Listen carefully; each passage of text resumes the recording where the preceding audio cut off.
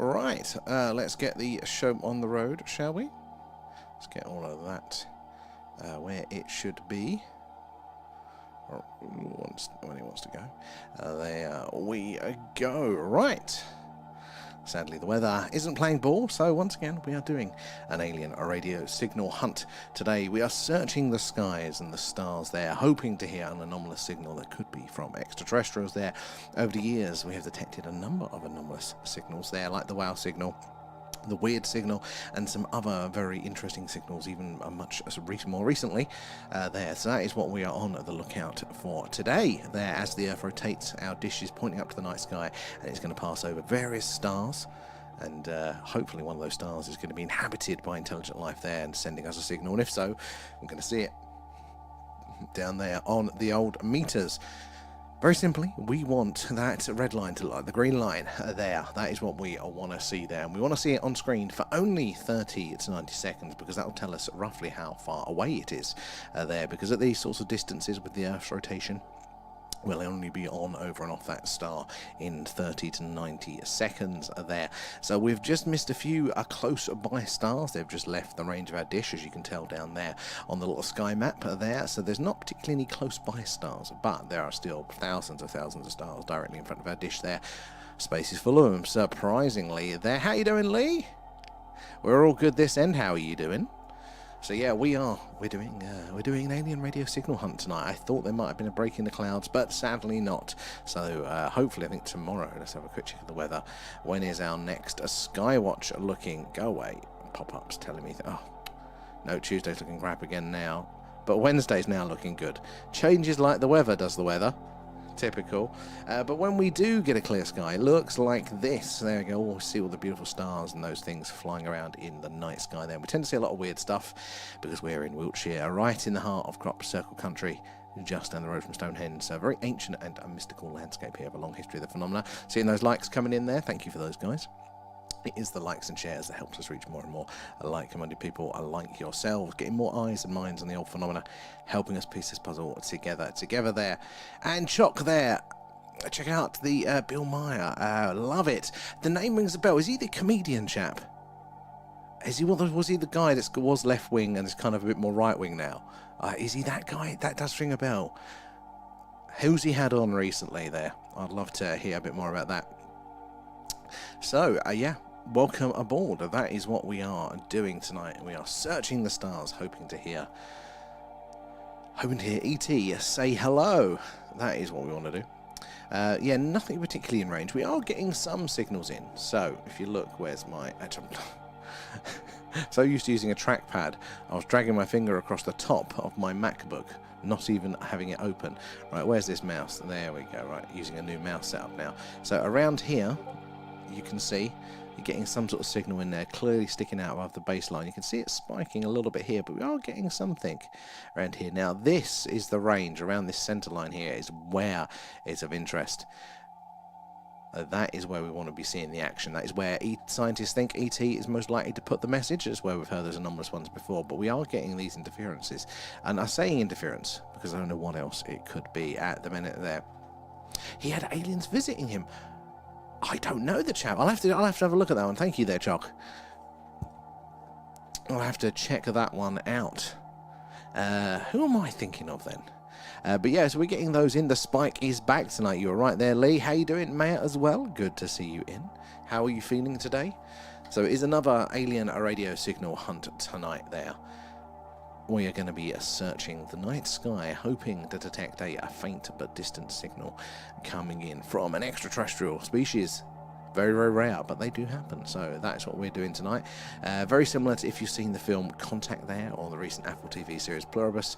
Basically doing that, big dish, pointing up, hoping to hear aliens there. Motorhead as well, thank you for the likes. Appreciate all of that. It does help us reach more and more like-minded people. Ben is in, good to see you there.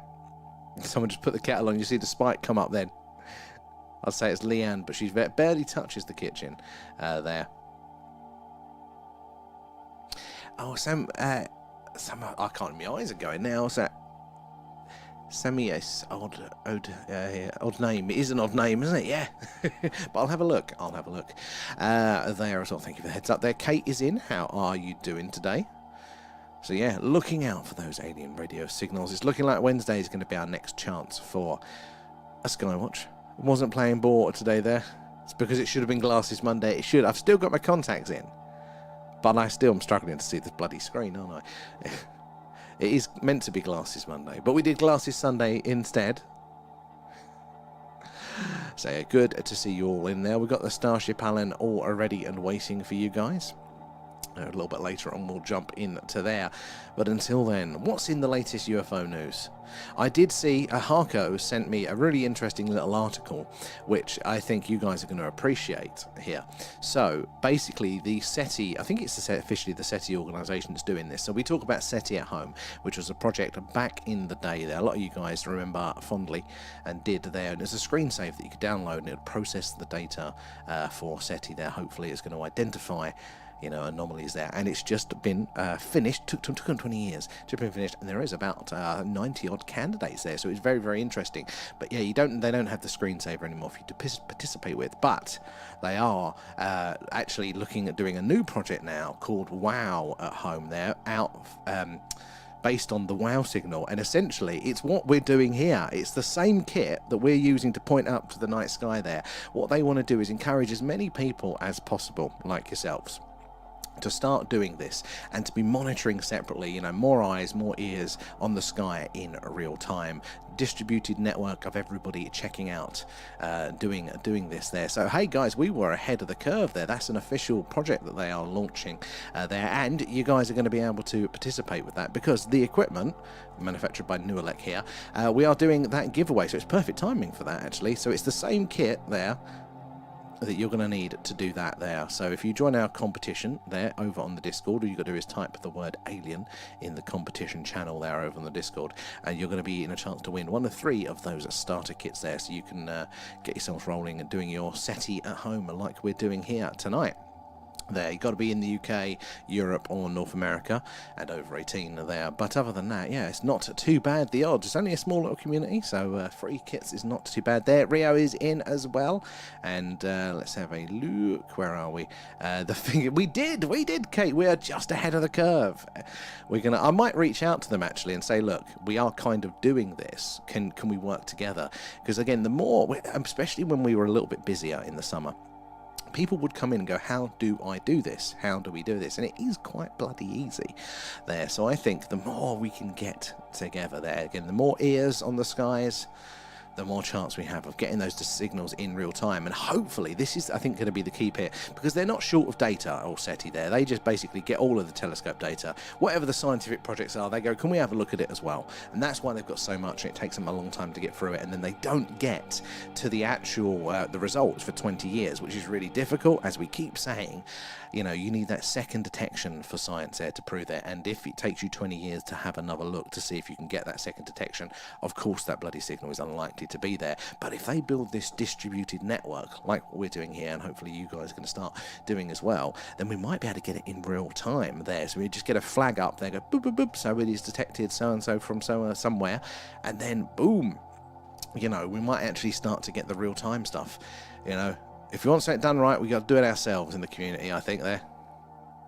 Exactly, Kate, as well. V, how are you doing there? Oh yeah, I was thinking about you. Was it Friday?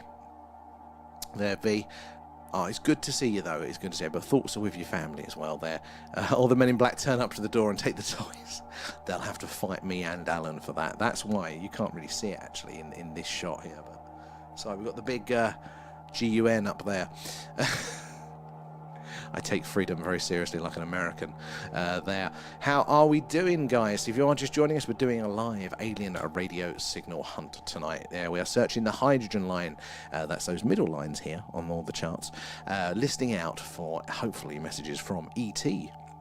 It's the frequency or channel on the radio dial where scientists theorize we are most likely to hear messages from extraterrestrials, should they be out there sending the old signals.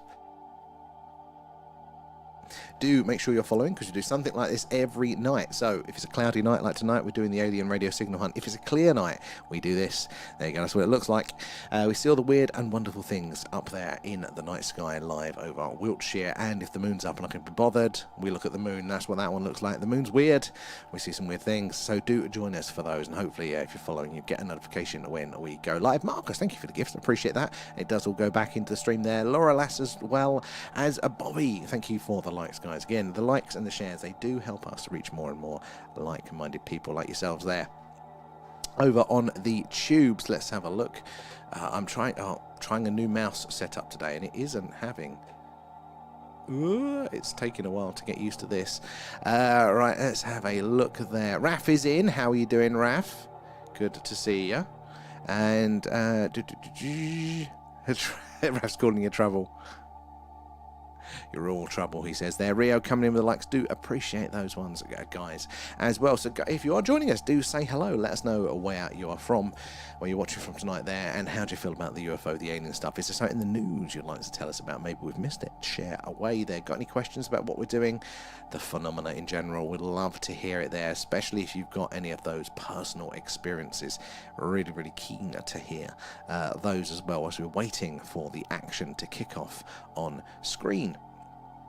We're getting a few signals in, but again, nothing that's likely to be alien at the minute. We are looking on these middle lines here, the hydrogen line. Now, it's called the hydrogen line because that is the frequency that hydrogen, is it positive or neutral hydrogen there in the galaxy, naturally emits a radio signal as it decays, and because it's the most common element that we have in our galaxy, no matter where you are in the galaxy, you tune into this frequency, it's going to sound the goddamn same. So it gives scientists a good baseline to learn about the universe, what's going on at any one point there. So no matter what your communication technology might be, you're always going to be listening and looking at this channel here, this frequency, for those radio scientific purposes. And if that is true for us there, Barham, how are you doing over there on the Twitch? Good to see you in. There's a bit of a delay, but hello, where are you joining us from? But yeah, so there's always going to be eyes and ears in this frequency. And if that is true for our scientists, it would be true for the ET scientists there as well, if they're using radio. So that is why, if you want a message heard, of all the different frequencies, all the different methods of communication, this is the most likely place to get ears on that. So there, and it's where we've heard those anomalous signals in the past as well. So let's keep our eyes peeled there as well tonight. Lee coming in with the gifts. Thank you for those. V and Marcus, appreciate the likes. Wayfind, how are you doing? Good to see you in there. Are you in Elon Musk rocket heading to the moon there? I wish. I wish there. We've got a little model. I mean, you can't see it, it's just off screen there now. I wouldn't mind a little bit of a moon trip, although I get horrendous vertigo. So I think it's the cruelest thing in the world. I'd love to go to space, but I can imagine my vertigo would be like horrendous. I have to, like, if I watch a film and they do like an artsy shot where there's a slight spin or something's moving, I lose my balance. It's insane at the minute. I have to go and stare at the horizon and kind of level myself out. And in space, there is no horizon. I think I might be a little bit buggered, but I'd love to go. How about yourself? Who would, given the opportunity, take the little ride up there to the moon? What are you feeling there? You're set with Red Bull and Curly Whirlies. No Bentos tonight, Ray? Ray Raff? I couldn't mind a Curly Whirly. They did my jaw in, though. How do you mean? Oh, and understandably so, V. Understandably. Is there anything harder than losing somebody so close like that, V? But it never... When you're in the middle of it, it never makes sense. But I've always found that the level of loss and the pain is a mirror of the positivity and joy that they brought. It's one of those harsh realities of life that, with one comes the other, so I kind of like, I'm trying to, when those situations come up, just go like, that is just a reflection of how important and how amazing like they were. But it's really, really hard, isn't it, when you're there? So we're definitely thinking of you, and we're definitely missing you there. But you don't have to feel any pressure, V. Don't have to ever feel any pressure. You got to take all the time you need. We're always going to be here. We're all just sitting here in the green room of a night there. Kate would be first one to the moon there, but would you insist on being strapped inside the ship this time, like our last game of Kerbal there? It's not been the same without OGV. It hasn't there. Oh, so you're a bit bent as well there. This is very weird.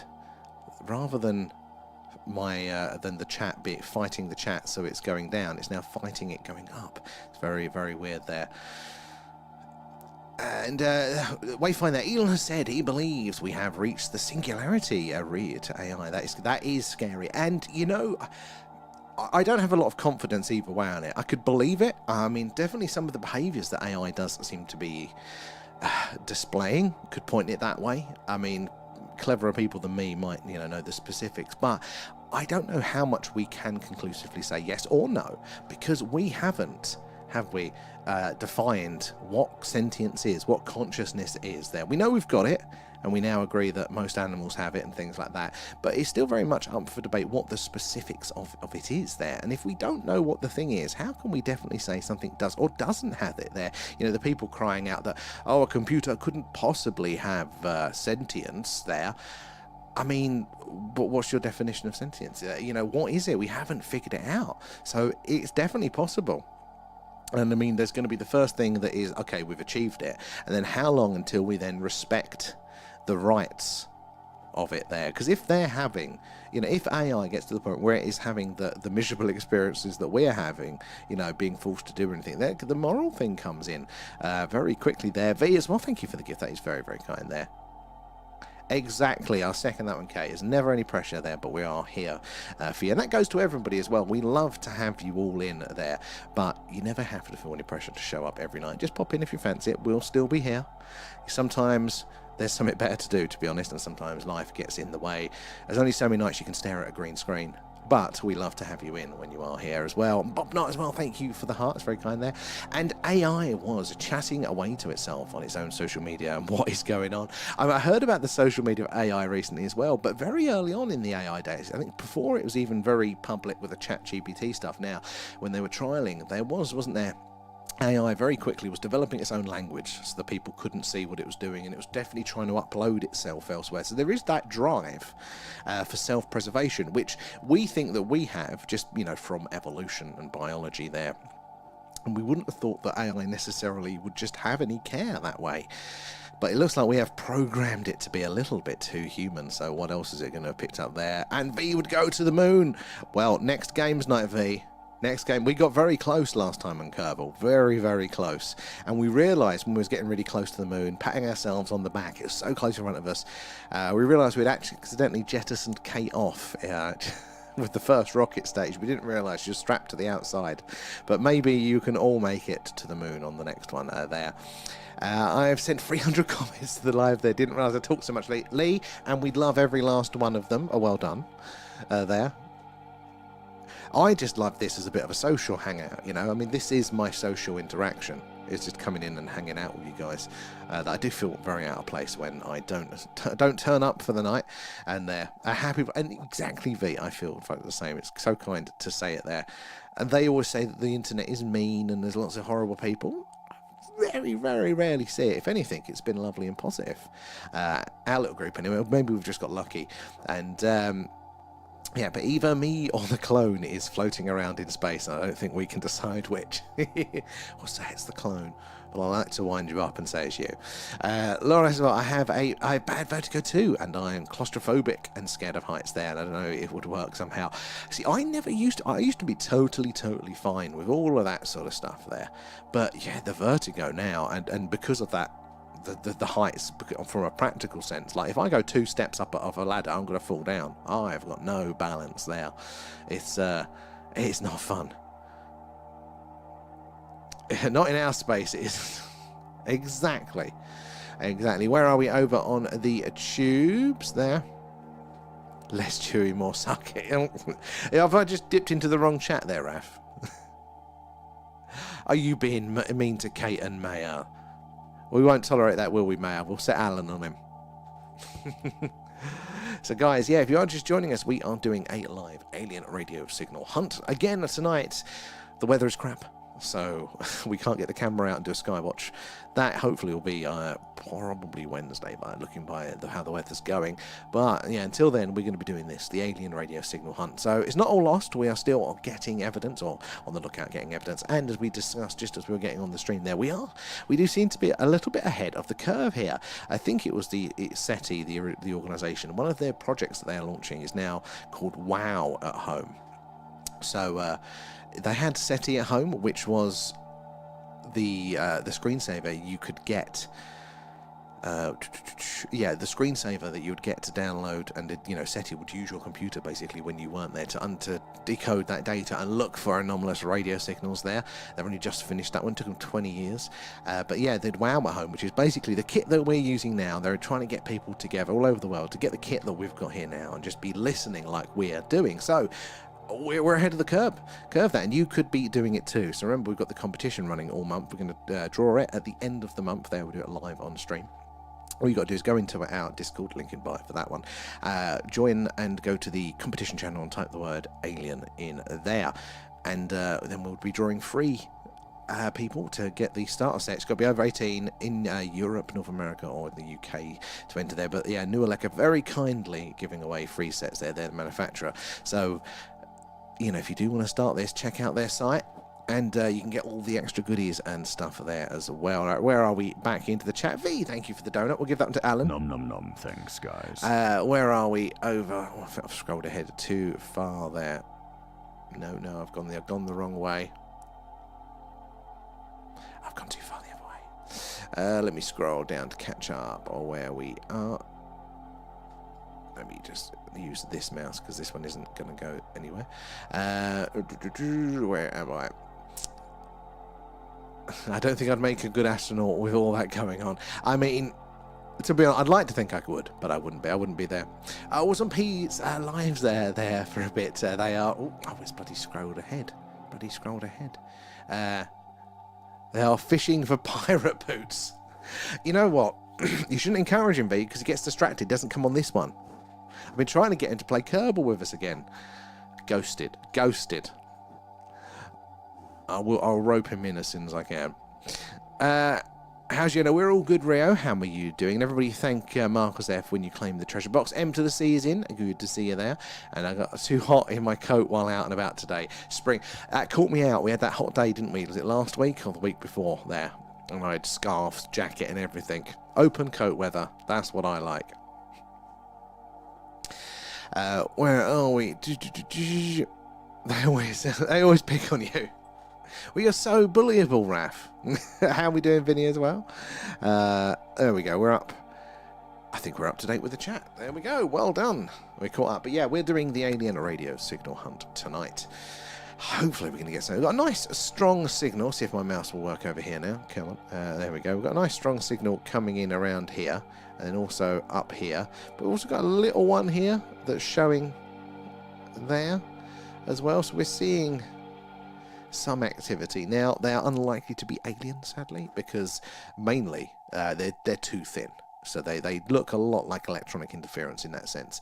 But the amount of time is the giveaway there. So the fact that they've been with us basically the whole stream tells us that the source of that signal is probably physically with us here on Earth. Because if you imagine the Earth rotating and that dish is pointing up, it sweeps over the night sky there. So as it goes on over and off a target there, it's not going to actually be on screen for long.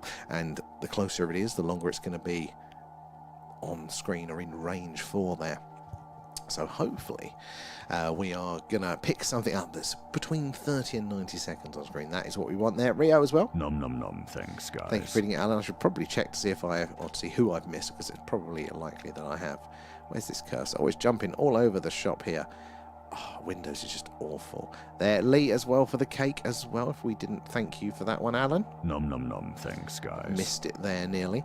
Let's have a look. In fact, I'm going to use this mouse temporarily. I've got a new mouse, guys, that's meant to be all singing and all dancing, but it's having a bit of a problem today, so we're going to have to troubleshoot that one. And the spike is Alan calling home. Well, he's bloody using his minutes up. He's always on the phone. He's ringing all of his children there. Oh, we did a bit tonight. Hey, I'm sorry about that.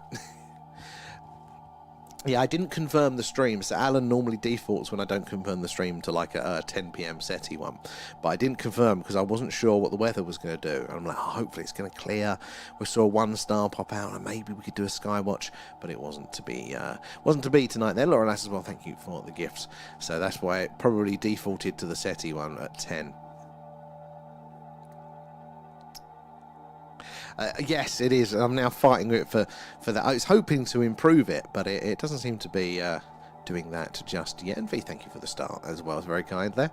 So one day we will get there. But in the idea, it all works across both computers. So I shouldn't forget which mouse is which now. Although for the first 5 minutes of the stream, I had my finger on top of the back of my laptop, thinking it was the scroll bar, the old, touch bar, trying to move that. It's like, the laptop's bloody closed. What am I doing there? Ben as well, thank you for feeding Alan. Nom nom nom, thanks, guys. Now Alan tells me he's lactose intolerant. There.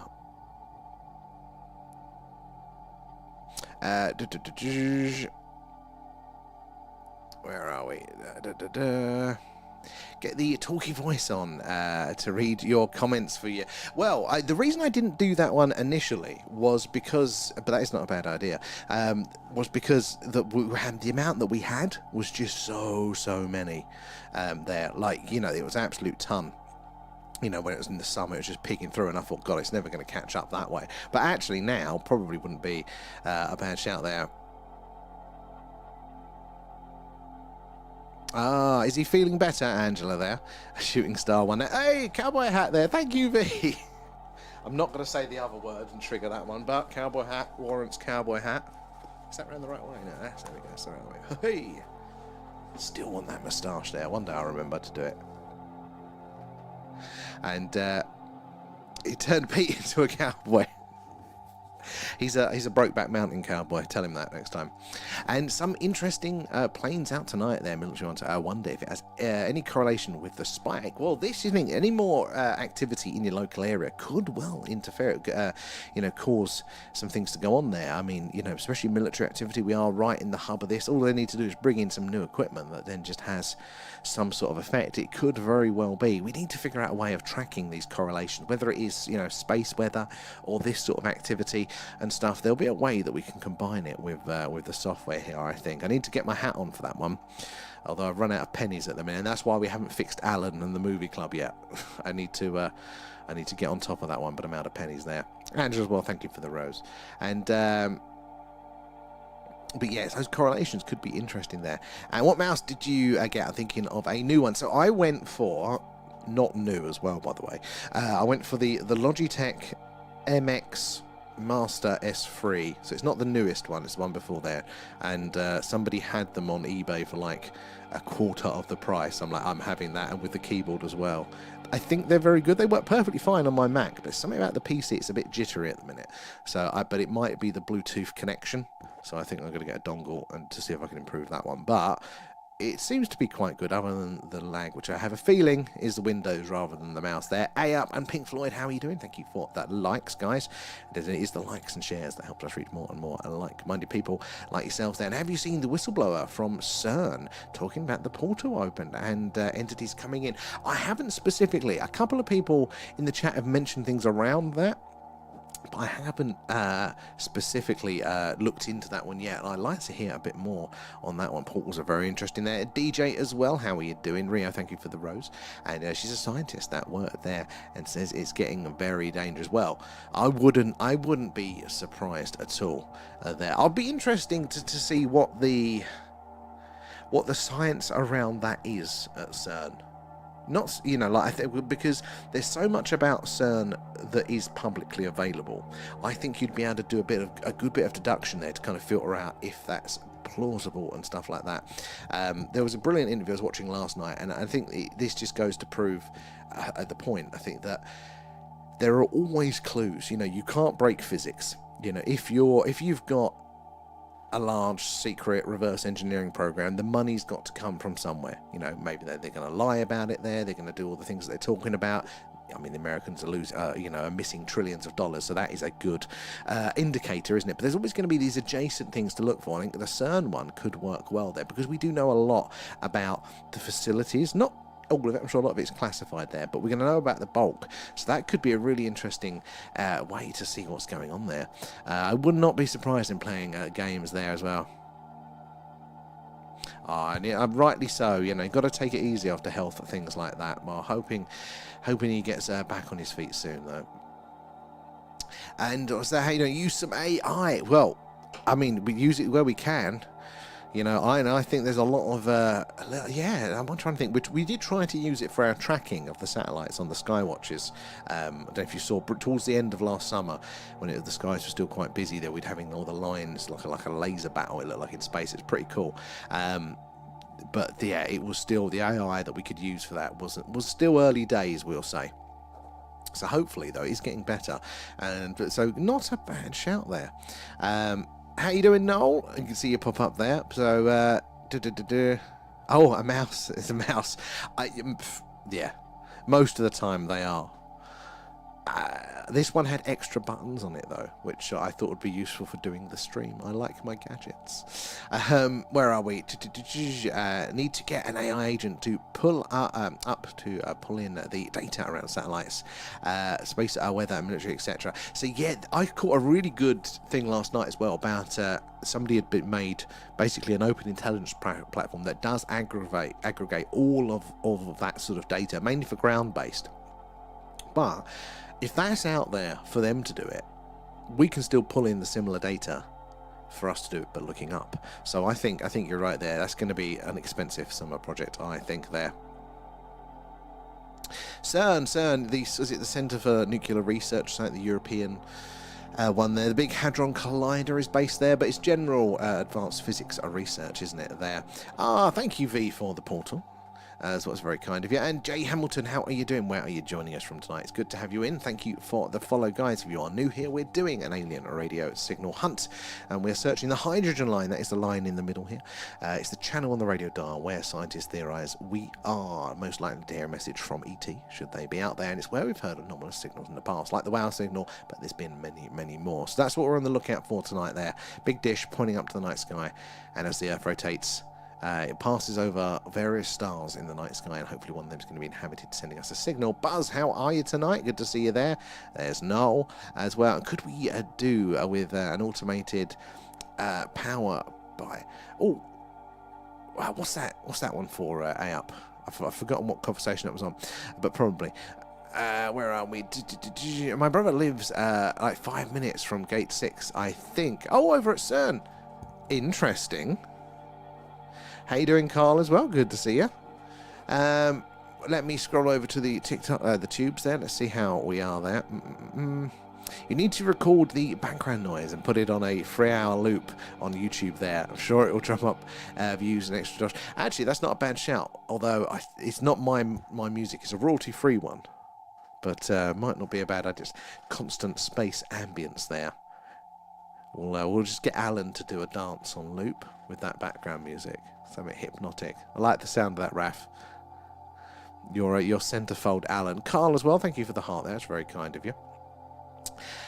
Yeah, so we are doing an alien radio signal hunt. We're listening on the hydrogen line. So not only is that where the scientists think we're most likely to hear the message, and we've heard those anomalous ones in the past, it is also... Excuse me, let me get rid of that. It is also the frequency that neutral hydrogen in the galaxy emits a radio signal there as it decays, and because hydrogen is the most abundant element that we have, it gives this really good background noise floor for listening out there in radio astronomy. No matter where you are in the galaxy, it's always the same. There's a flag out of all the different thousands of channels. This one is the same no matter where you are, and it's really good, yes, to give you that baseline there. So there'll always be eyes and ears on this frequency, and if our scientists know this, the ET scientists would know this too, and that's why they theorize that this is the best place to put a message if you want it to get heard there. Oh, Power App pulls data into one place, and you can automate it so it pulls it down. You know what? I didn't know that one, Up. Drop me that one in a message. I want to look at that. Thank you. There you go. You're giving me ideas for new projects. I finished for now, one project over the weekend. And I'm like, great, I've ticked that one off. I'm going to have some more time now. And already it's like, I could do this, I can do that. I'm very eager to do that. Yeah, definitely aggregating all that data in there. That's a very good idea there. Oh, did I miss you? What? No, V, no, the competition is still running there. So we're running it until the end of March. So that is the competition to win 3 of the radio starter sets there. So you'll be able to do what we're doing at home, basically. The manufacturer, Nuelec, who makes all the gear that we're using here to do everything from the dish, the amplifiers, the radio dongles, all this sort of stuff. They make all of that, and yeah, that's what we're using to listen out there to the night sky. They're giving away 3 starter sets to you guys, so all you got to do is go onto our Discord, a link in the bio there, find the channel, which is like a little the forum basically there, find the competition channel there, and then just type the word alien in there, and then you'll be in a chance to win one of those 3. And again, it's not a large community, so you've got a reasonable chance of getting them, but we'll do the draw live at the end of March there on the stream. So you've got to be in the UK, Europe, or North America, and over 18. But other than that, yeah, so reasonable odds, guys. Love the power apps. So thank you, out. Oh, new toys there. And the portal at CERN has been detected through data gathering and shows interdimensional beings. Very, very interesting there. What are the things that they've found then that kind of do point in that way? I'm very interested in that. I wouldn't be surprised. I honestly wouldn't in this day and age there. Simon, how are you? Thank you for the heart there as well. And Kate coming in with a rose. That's very kind. It all goes back into the stream. Brad coming in with the likes too. It is those likes and the shares that help us reach more and more like-minded people there, like yourselves. And let me scroll down. All over on the tubes. Let's check in there. Lee's in. Good to see you there, Lee. And have you tried logging into the admin of your internet modem with the Wi-Fi router there, changing the band it uses and see if there is a noticeable difference in the space? Good shout there. So it shouldn't be local devices like that, because this is too close. They're not allowed to broadcast around this thing, so they don't normally make equipment down there. But Wi-Fi is very close to this range, so it might be worth trying to do that. Actually, I wonder how big the frequency band is that is protected there, because it might actually be a lot tighter than I think. So you might be there, Vinny. Yeah, actually, Vinny, you're giving me ideas. You might be on the money there. Could easily just turn off the internet and see if it goes one night. Yeah, I'm going to turn the internet off and see if it drops out. That'd be a nice, easy way to do it. Good thinking there, because I haven't done much investigation on it there. John takes part and wins, and then gets the signal before we do. Well, that's why you've got to win, Raf, and you've got to be monitoring it the whole time. You send the Men in Black round. Where are we? How you doing, Brad, as well? Just seeing you pop up in there. Have I missed messages? No, I am up to date there, but thank you for the likes there, Brad. And you're messing with the buttons. You don't know what they do. I don't know, but that's the way to figure it out, and press it and see what goes wrong there. And Brad, thank you for and Ben coming in. Nom, thanks, with guys. The gifts, guys, there. Thank you for those. What have I missed the last few days? Been very busy in the land down under. Oh, Brad, what, Australia? Or is this some sort of dirty euphemism? Good to see you, though. What have you missed? We've got on tirades, Brad. It's obviously your guiding force that normally keeps us on track to the aliens, because the last couple of nights we've gone a bit sideways with straying into weird stuff and moaning about plastic straws there. And I'm unsure on the physics, but the entities show up as anomalous data captures that should not exist. Oh, ho, ho. Okay, that's up for my street.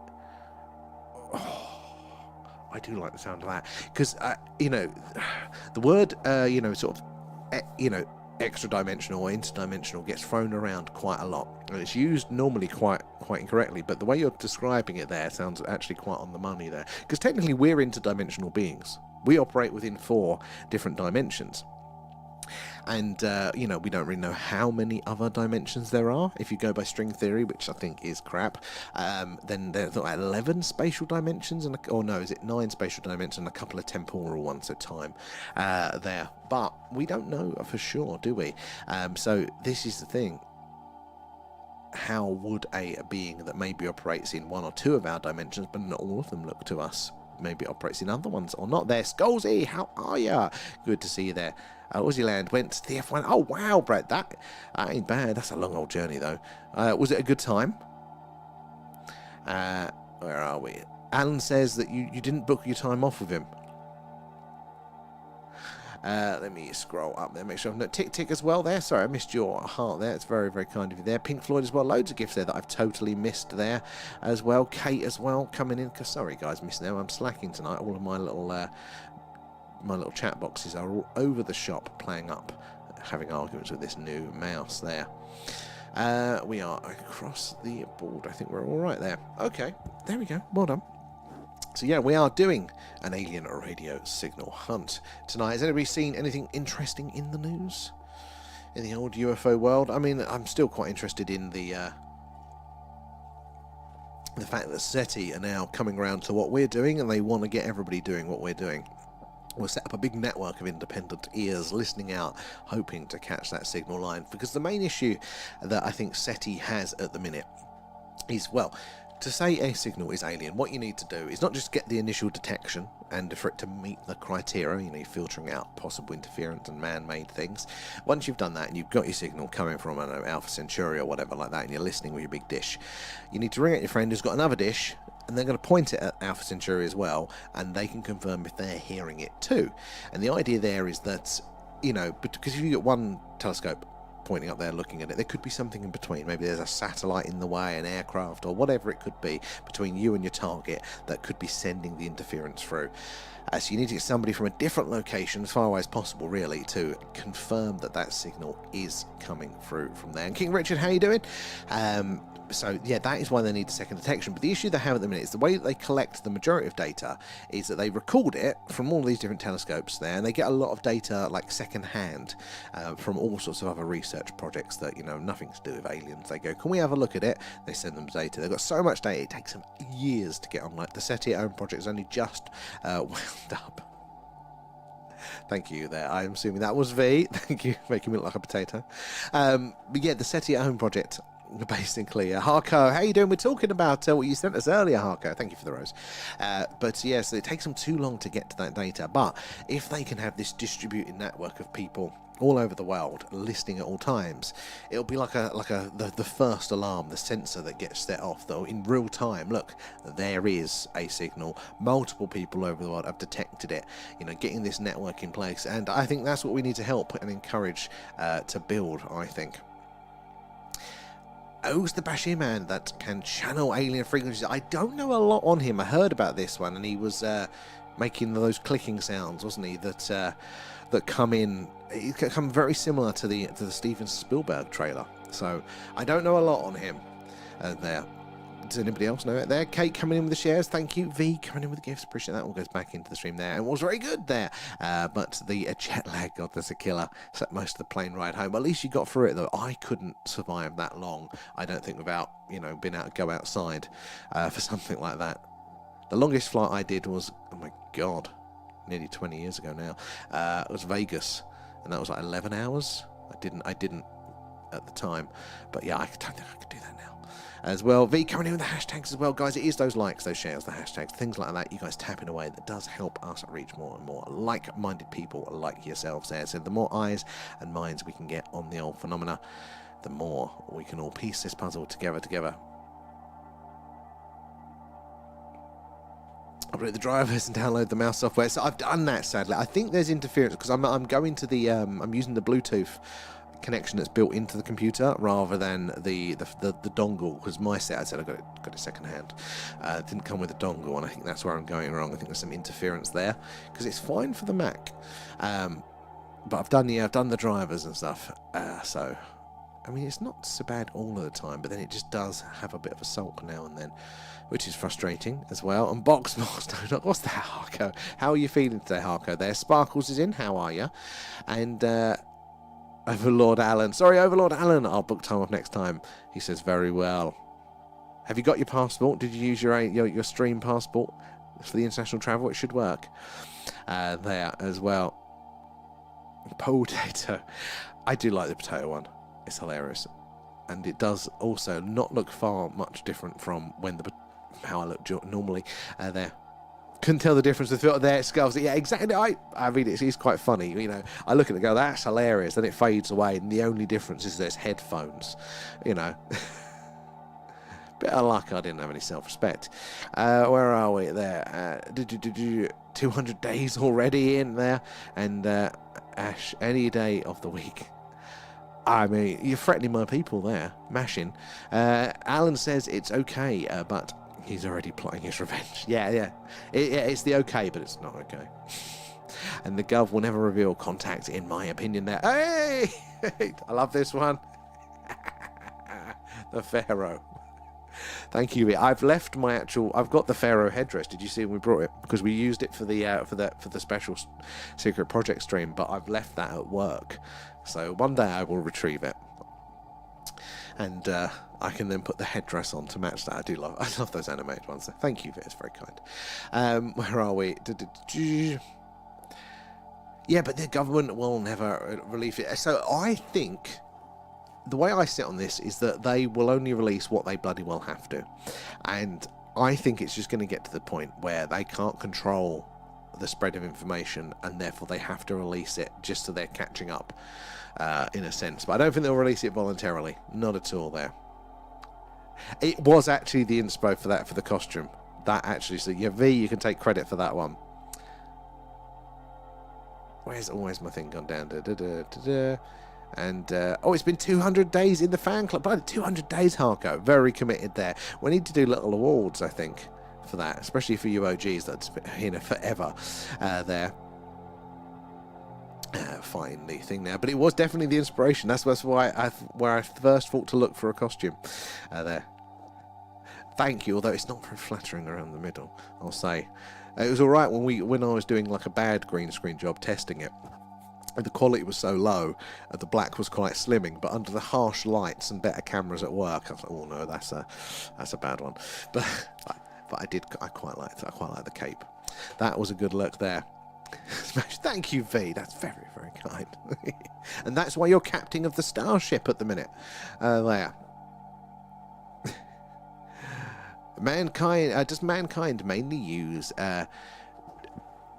Denari because we have 10 binary 10 fingers there, and invented binary because 99% only have 2 brain cells there. So yeah, we got the decimal system, or base 10, isn't it, that we use, right? And they do think that basically that came from the fact that we had 10 digits, we could replicate it quite easily there. But there are a lot of other earlier cultures that used base 9, base 2, all sorts of weird things. But the brain cells are probably correct on that one. I just like a heads up if I'm getting abducted, so I can pack some tea bags there. Alan, can you do that? Have you got your stream passport all stamped and sent off, Scalzi? Because that'll you'll be exempt from the probing there. Carl as well. Thank you for feeding Alan. Nom, thanks, guys. I think it's coming up for me as it normally does tonight because I keep missing them. Carl as well with the roses. Oh, and the other ice cream there as well. We totally missed them ones, Carl. Sorry about that. But thank you, all goes into the stream there. Have you tried the infrared system yet? I found it interesting after watching the film Cosmos. So I've got it, but I haven't gone out onto the roof yet because it's horrible weather, and I've got to like climb out onto this flat roof that's the old sort of it's bitumen and gravel and rotting leaves that have left up there, and it's all been damp and horrible, and I have to shimmy out on my stomach out the window to get there.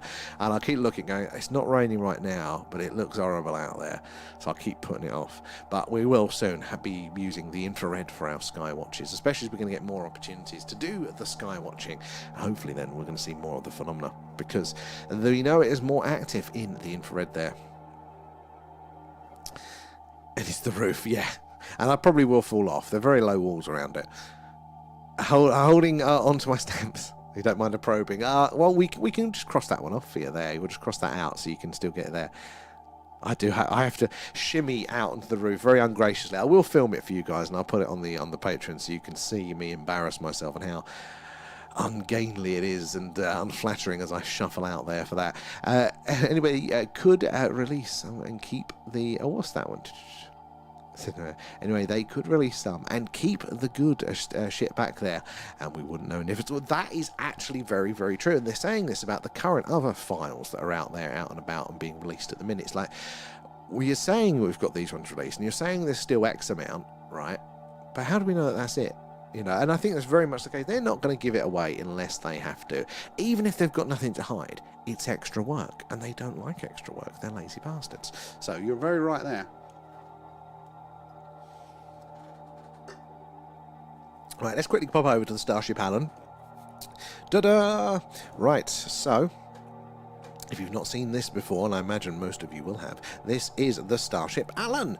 So Alan is, he was our captain, but he shirked his responsibility now because he wants to just focus all his time on probing.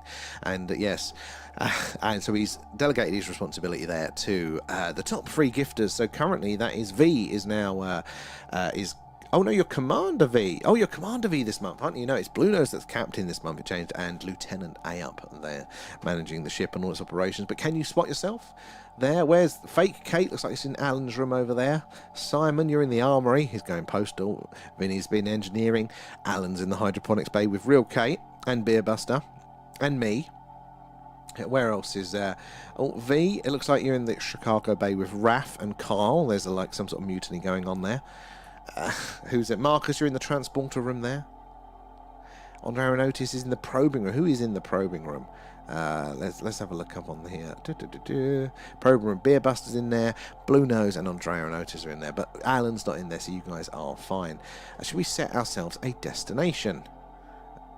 Let's go to Alpha Centauri. It's a nice close by one. Now, we set the course here, but Alan is setting the mission. And last night it was very inappropriate, so we'll see what he comes up with this time. Okay, not too bad. We're going to go to Alpha Centauri there. It's going to take us 4 hours, 20 minutes, and we're going to be searching for alien strip clubs. Okay, Alan, if that's what you want, we can engage. We can do that one. Can you spot yourself on the Starship? If you want to get on the Starship, all you've got to do is you've got to sign up to our Patreon there. You've got the link in bio. The free version does get you on the Starships. You don't actually spend any money there as well. But if you do use the free trial, you'll go in as a skywatcher, and therefore you can then log into the app, and I can tell you how to do that. And you can actually give yourself a little job, as you'll see some people on the list on the right. They've got, like, you know, Maya there's a doctor, and so you change the title there, and then her main room will be sick bay and things like that. So lots of things going on there. Oh, Alan is in the hydroponics base still with Kate, having a good time there. Simon is now in, looks like he's in the holodeck. Can you spot yourself on board the Starship, guys?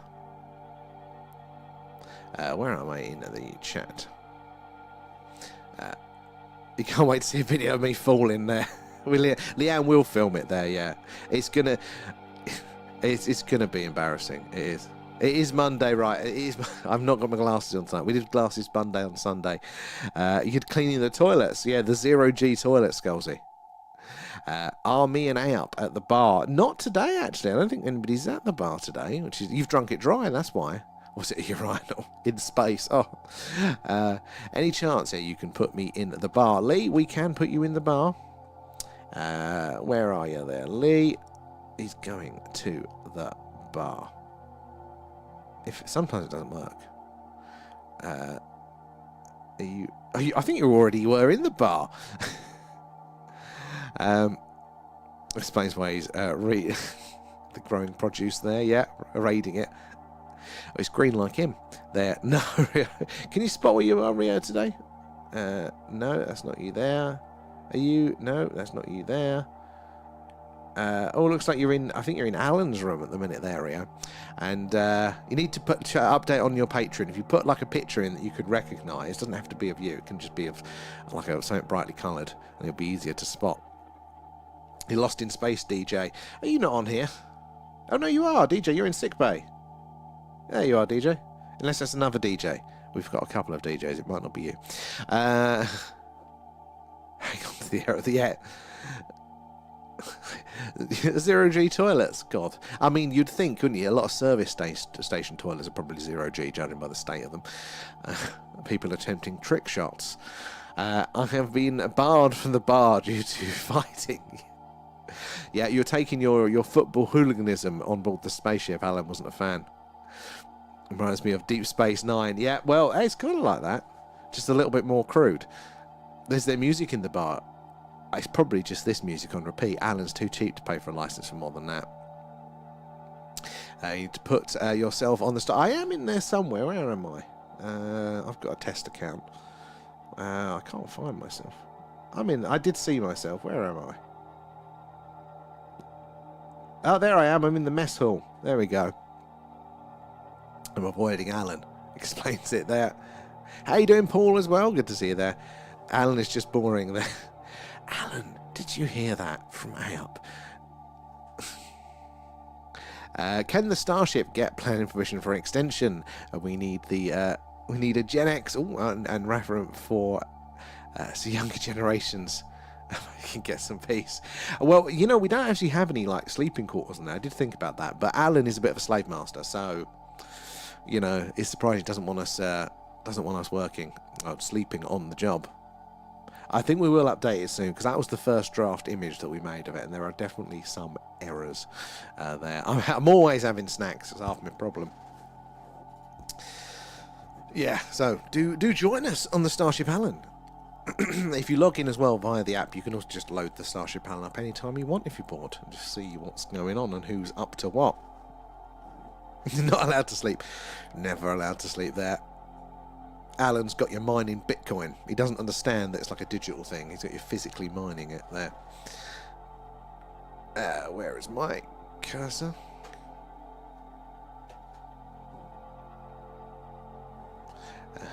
Paul, thank you for the hearts. Very, very kind of you there as well. We would be prematurely in the gut with sleeping. Oh my god, actually, yeah, no, bit of luck we didn't put that in there with you lot. You've been managing them 24/7. Yeah, probably wise if we didn't put that in. The bar and the holodeck there. What is it that, Simon, I can see you're still on the holodeck there. Like, you can see yourself up there. What is it that you're simulating now? Describe the world that you are simulating. I was at work and kept pulling my phone out to watch the Starship. I like to hear that one, V. They go, what the hell is that? Okay, you've got to explain a whole lot of lore around that one. And if you want the cool pinging effect there to make your character more interesting, you've got to then link your Discord and be on our Discord there, and it'll give you that cool pinging effect. You can make hooch in the hydroponic space. Kate's probably already doing something like that, or fake Kate. Kate has managed to rig the system so there's two Kates.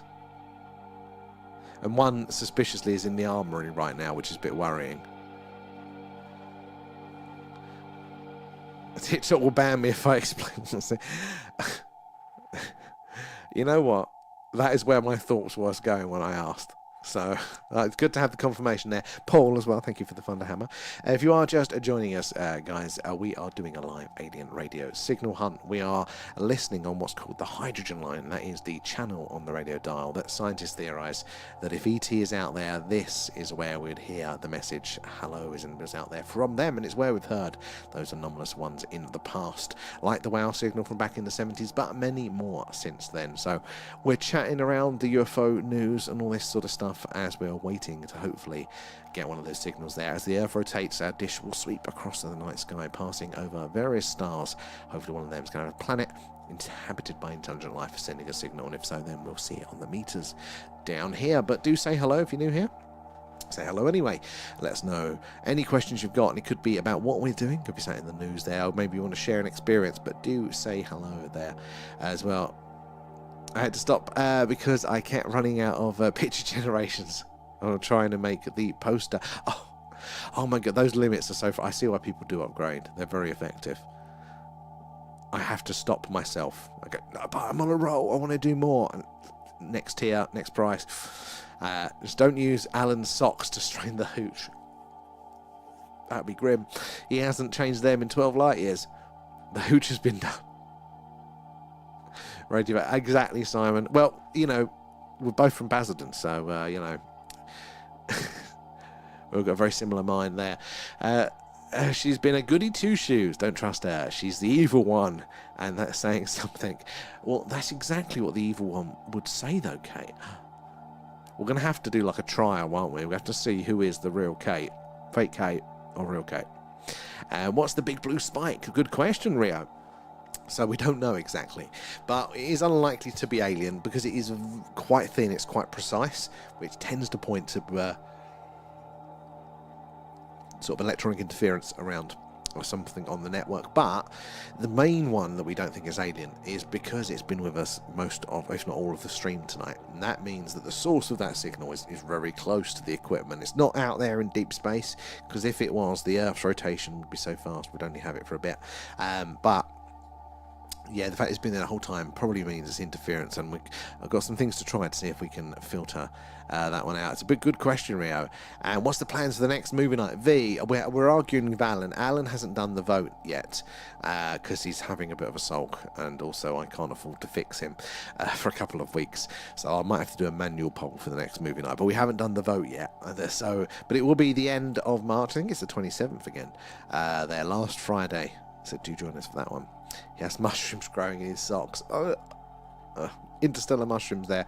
And Debbie, how are you there? Live Ain't Missing Night. Sounds interesting. Thank you. Yeah, this is what we're doing. I mean, the skywatches are more action-packed, we will say. So when it's a clear night, we do this. We look up to the night sky and see all weird and wonderful things flying around up there. And we're based in Wiltshire, right in the heart of Crop Circle country, just down the road from Stonehenge. So we tend to see some very strange things up there. See lots of satellites, lots of shooting stars and things like that, but which are really cool to see, but not alien. But we do see some things that just every now and again don't quite fit, don't quite fit the normal explanations. So they're very fruitful. Normally something strange every stream. This is a little bit slower, but it's a good excuse for us to get on, still be doing the work, and potentially get signals there as well. They're quite rare, but they're getting less rare. I think as our technology gets better and more sensitive, yeah, we are actually as a species detecting more and more signals there. So the longer you do it, the more your statistical odds increase of getting an anomalous signal, and that's what we're on the lookout for tonight. So welcome aboard, Debbie. Where are you joining us from there? The funky hooch there. Ugh. Sounds like some sort of vegan alternative. Isn't light years distance not the same? It's not time. So Alan socks. This is true. Maybe okay. I mean, that's a risk you can take, Scalzi. I ain't taking it there. And I need to watch Independence Day, and I'll give my Disney details. I think, did we put that one back on the list this time? Actually, I don't think I have put it on the list. I need to put it on the list. Maybe we'll try and contest that with Alan there. I'm glad to hear it, Debbie, sorry. And the magic hoot. Magic is the word for it. Have you ever had any experiences? Have you seen anything strange yourself in the night sky? Do let us know that as well. Benjamin, hi. If you did get a signal, wouldn't it be from like 200 years ago? Oh, Benjamin, you are spot on there as well. So, because these distances are so vast there, so and they range anywhere. I think the closest star to us is, was it 4.6 light years? Proxima Centauri there ranges from there all the way up to hundreds of thousands of light years, like ridiculous. And a light year is the distance that light will travel and radio waves in a year. So these stars, these are very far away.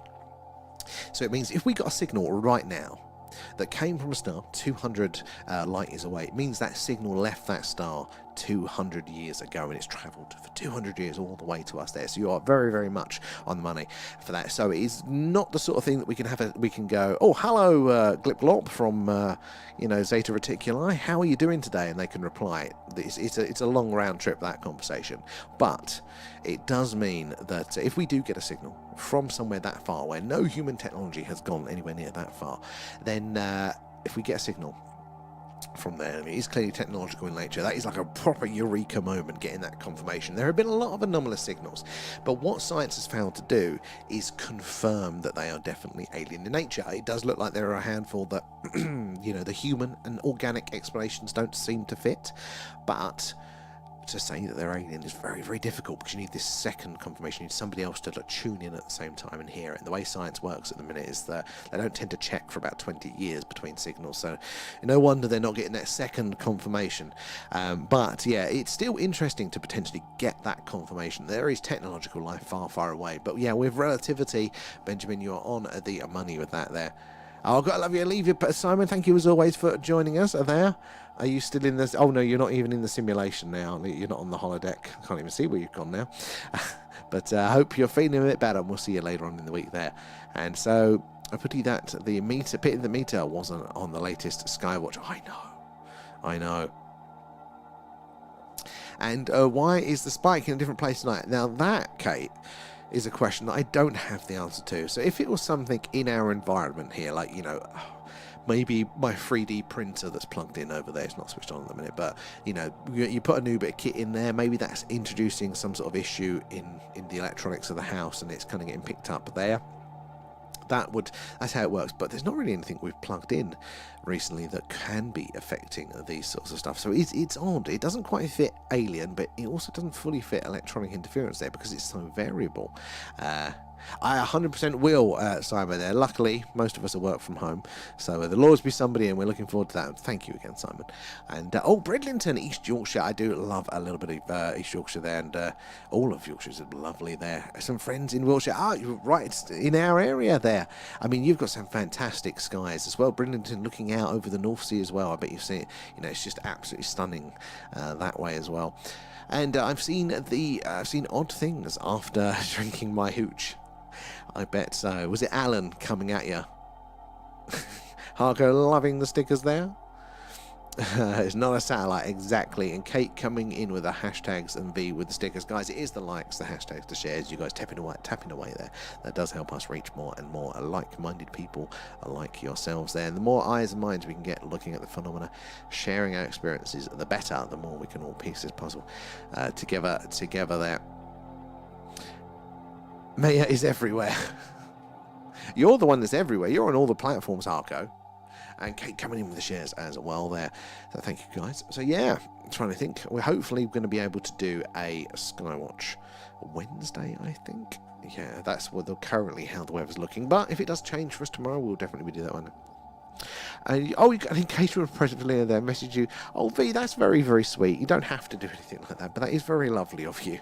I was thinking this last night, we got a card from Carl as well the other day, and Donna, I should say, both of them.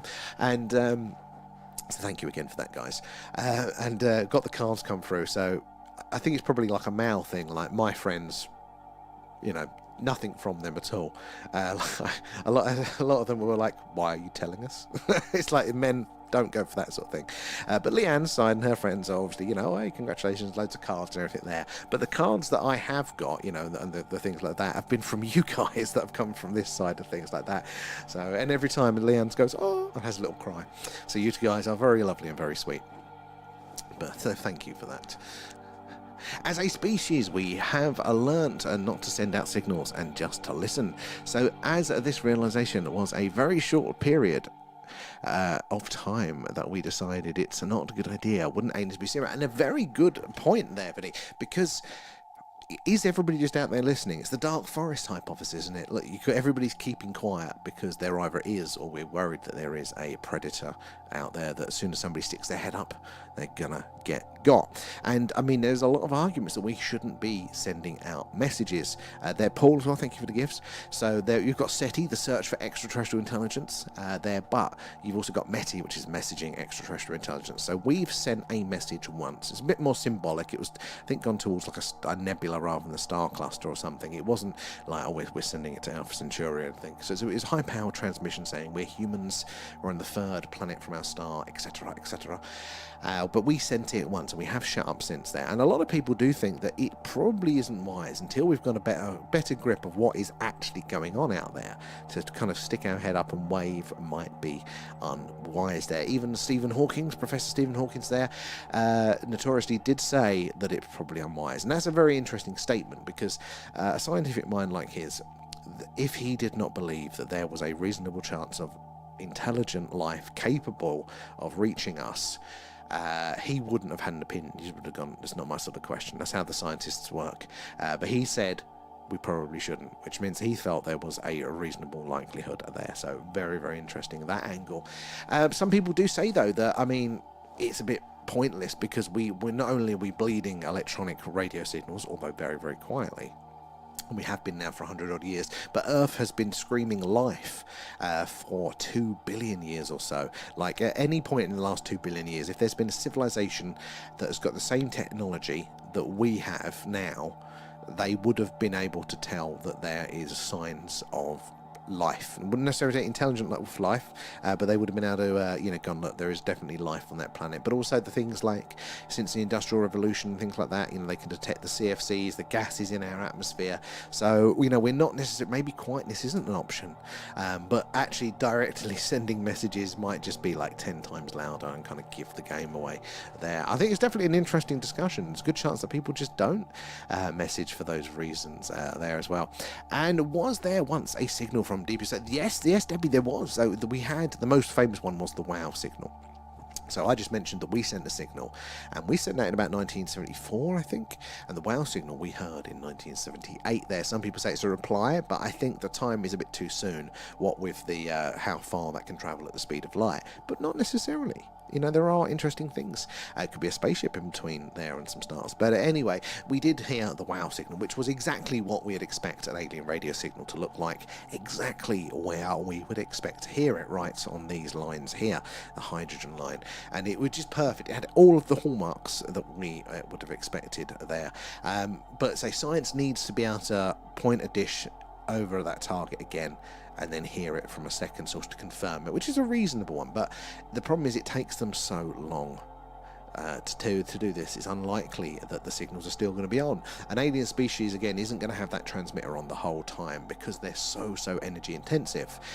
There are just better things to be using your resources for. And like a recent paper did come out and say that actually we are most likely to detect a signal from a dying civilization. It might be their last signal. That might be the most likely time, because that is when they are going to be keenest to put in as much resource as possible to either say, look, it didn't work out for us, but here's our knowledge, can somebody else make use of this? Or warning, don't develop AI, or help, something's going wrong, can you help us? That's when they're going to scream the loudest, and that might be something like the WOW signal and why it wasn't there any longer. But there are actually quite a lot of candidate signals. You don't hear about a lot of them, but there are some very interesting other candidates too there, and we love you both. And you're based Carl, that is very kind, and it definitely goes the other way as well. We definitely think you guys are amazing there, and we are a family there, a gutter cursing family, definitely very much A up there. And we still have your card down there with the beautiful artwork down there, so thank you again for that as well. And Yorkshire, how are you there? Is it true we have possible asteroids on the way there? Tail debris from Free? I haven't heard that one actually, but maybe. I mean, we don't actually have a good grasp of what is going up, do we, in our local neighbourhood up there? So it is very possible. I would think that it'd be quite difficult with the orbits, I think, for debris from Free Eye. But I mean, orbital mechanics isn't my strong suit, so maybe might be possible there. And good to see you as well. I envy the WOW guy. Well, you'd have thought, wouldn't you, that having a signal that clear, that you'd just be like, you'd have your dishes there the whole time just to check. Getting such a clear candidate signal would be so good and worth putting in the resources. And NASA have put pointed dishes up there for a little bit. NASA, SETI have, and they have listened for a bit, but not really a lot. Not a lot at all. Listening for a repeat, which they haven't got yet. And a bounce back, could well be. There, iDream, how are you? Almost missed you there. How are you doing? Good to see you there. I hope you are doing well there. It's good to see you. We're doing another alien radio signal hunt tonight there. And no, they're brilliant questions, Debbie. And V coming in with the hashtag. Oh, something about we are passing through the area that Free Atlas went through. Oh, okay. Now that might make sense then. Yeah. Because then you're not relying on it there. Us going through the trail. I mean, we do it, don't we, with the the Pleiades and all of the meteor showers there.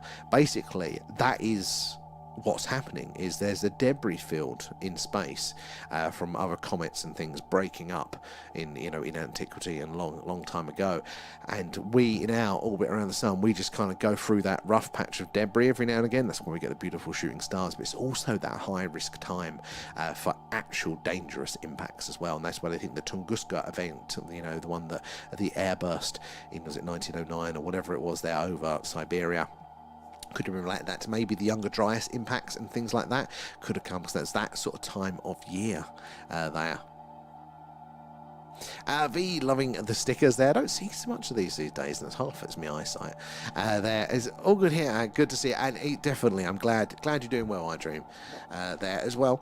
And DJ, one day I'm sure we'll get a signal, but I won't know what to make of it. Well, you know that will happen. DJ, 100%. Just like when we're seeing that strange stuff in the night sky, you go, oh, this is it. This is the thing that I've been waiting for. I'm so excited. I swear, mouth agape. But then going, right, what's the next step? Can we confirm it's definitely extraterrestrial? Can we then go into detail about what that could be and all of that sort of stuff? That's where it's very, very difficult. But honestly, getting a strange signal ourselves, that'd be like Christmas there. They are quite rare. And that's what we are here. It's a bit of a lottery, right place, right time. Because again, it's not just having our dish pointing at the right star that's potentially inhabited, by a civilization. They've got to be at the right time that they are choosing to send that message. Again, very energy intensive, these signals. They're not going to be in all the time. We sent our one once. So are we going to have our dish pointing at the right star at the right time for that one there? Oh, good night, Lee, as well. Good to see you, though. Hopefully, fingers crossed for clear skies. Very, very much so. Missed the plastic bag sticker. I don't. No, I do, actually. I miss it. It was so good where we could create stickers after each stream. I loved that.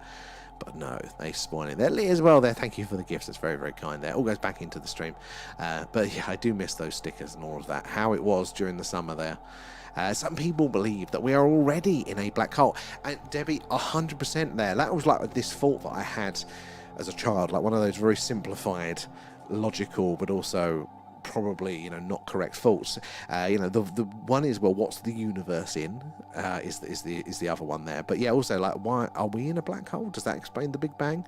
And it turns out that's not a silly question at all.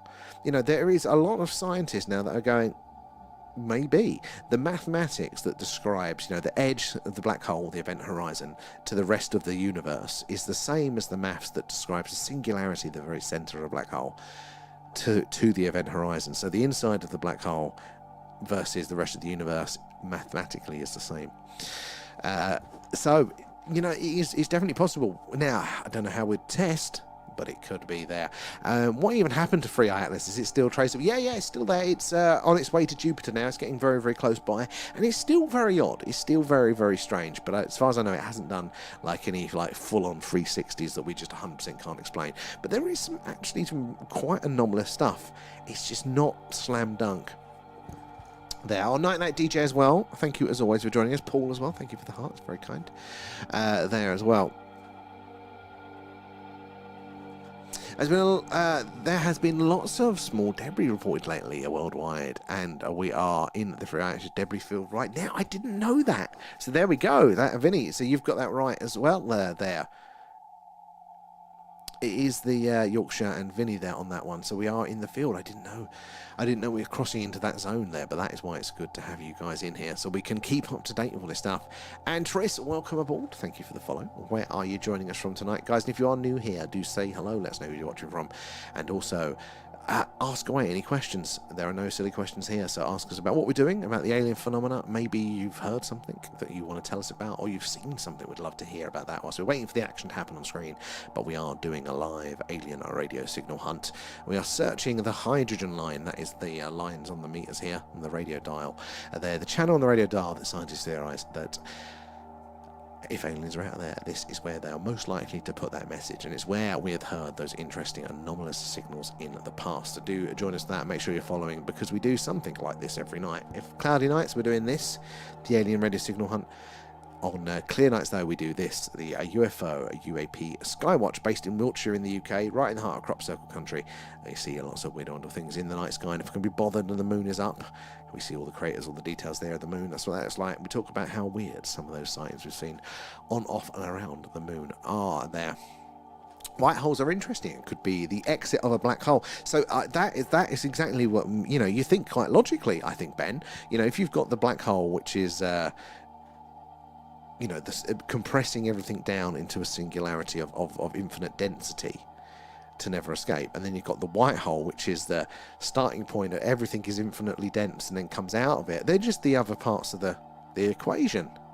You know, and it makes sense. I think that all new articles in Discord. You know, I'm so out of date on the interesting things. I'm slacking on our bloody Discord, but it is worth joining, guys, because there are a lot of stuff. We've got a whole free eye atlas section, so if you've got more time, then definitely check it out. Lots of stuff, interesting news stuff there as well. We do a monthly alien movie club there as well, and also we've got the competition running there as well. So if, guys, you want to start doing this or having a little bit of play in radio yourself, the manufacturer Neuralink there, very kindly, they're the ones that make all the kit that allow us to do all of this, and they've also sent us some stuff to improve what we're doing, but they're also giving away free starter sets to you guys. So all you've got to do is join our Discord, go to the channel that says competition, and type the word alien, and then, you know, at the end of the month we're going to do a live draw, give away 3 of those sets. You've got to be over 18 in the UK, Europe or North America, and then yeah, you do. But 3 sets is not bad odds, so do make sure you make the most of that one and do it there. Now you can all plug in and, you know, do what we're doing here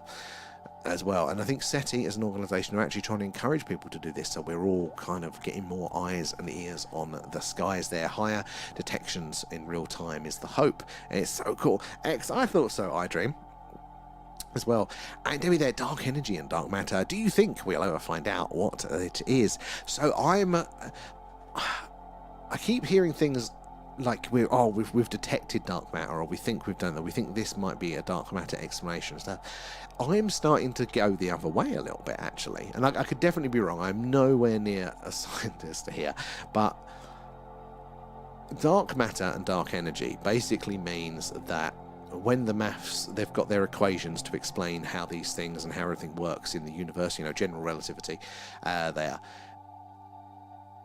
Basically, the maths isn't adding with their observation. So, you know, so dark matter, for example, they go, right, we think there is this much matter in the galaxy, right? We can estimate it based on the galaxies we see. We think there is X amount of matter, you know, in the universe there. We think there's X amount of matter. And then, because there's X amount of matter, due to our equations, this is the sort of gravitational strength, and this is how galaxies should move under the amount of gravity we'd expect from this amount of matter.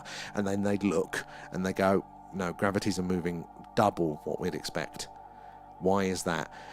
So basically, rather than going, right, our maths is bad and something else is going on, they've gone, right, there must be some matter that we couldn't account for, and because we can't see it, you know, we're going to call it dark, so it doesn't interact on the electromagnetic wave spectrum there. You know, we can't see it in infrared, visible light, or detect it really in any way other than this weird gravitational effect. And it might be true. There might be some because there are very hard to detect particles, neutrinos and things like that. But also, their maths might be wrong. Same with dark energy as well. I think that's to do with the expansion, isn't it, of the universe there. And they could be right, but I mean, the science side of it there. And I love competitions. I dream 100%. Get in on that as well. It's very generous of those guys to support us as well for that. So definitely make the most of it there. Again, the more people monitoring, I think, the better.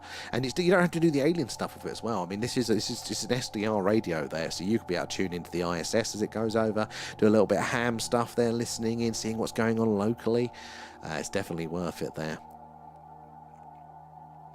And dark matter would be the most expensive thing the Earth would know, next to next to a McDonald's.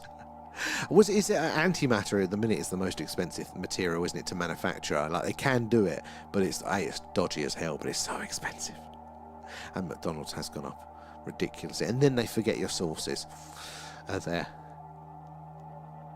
Oh, the Discord, Yorkshire, it is. There's a link in the bio for that. I think that's how it works. You need like an invite link rather than like an address. So yeah, if you go into our onto our main page there at the top, you've got a link section there. The Discord should be in there to join that one. If it doesn't work, some people it plays up for, all you got to do is just copy the actual link address and paste that into any browser, and then that does work. There.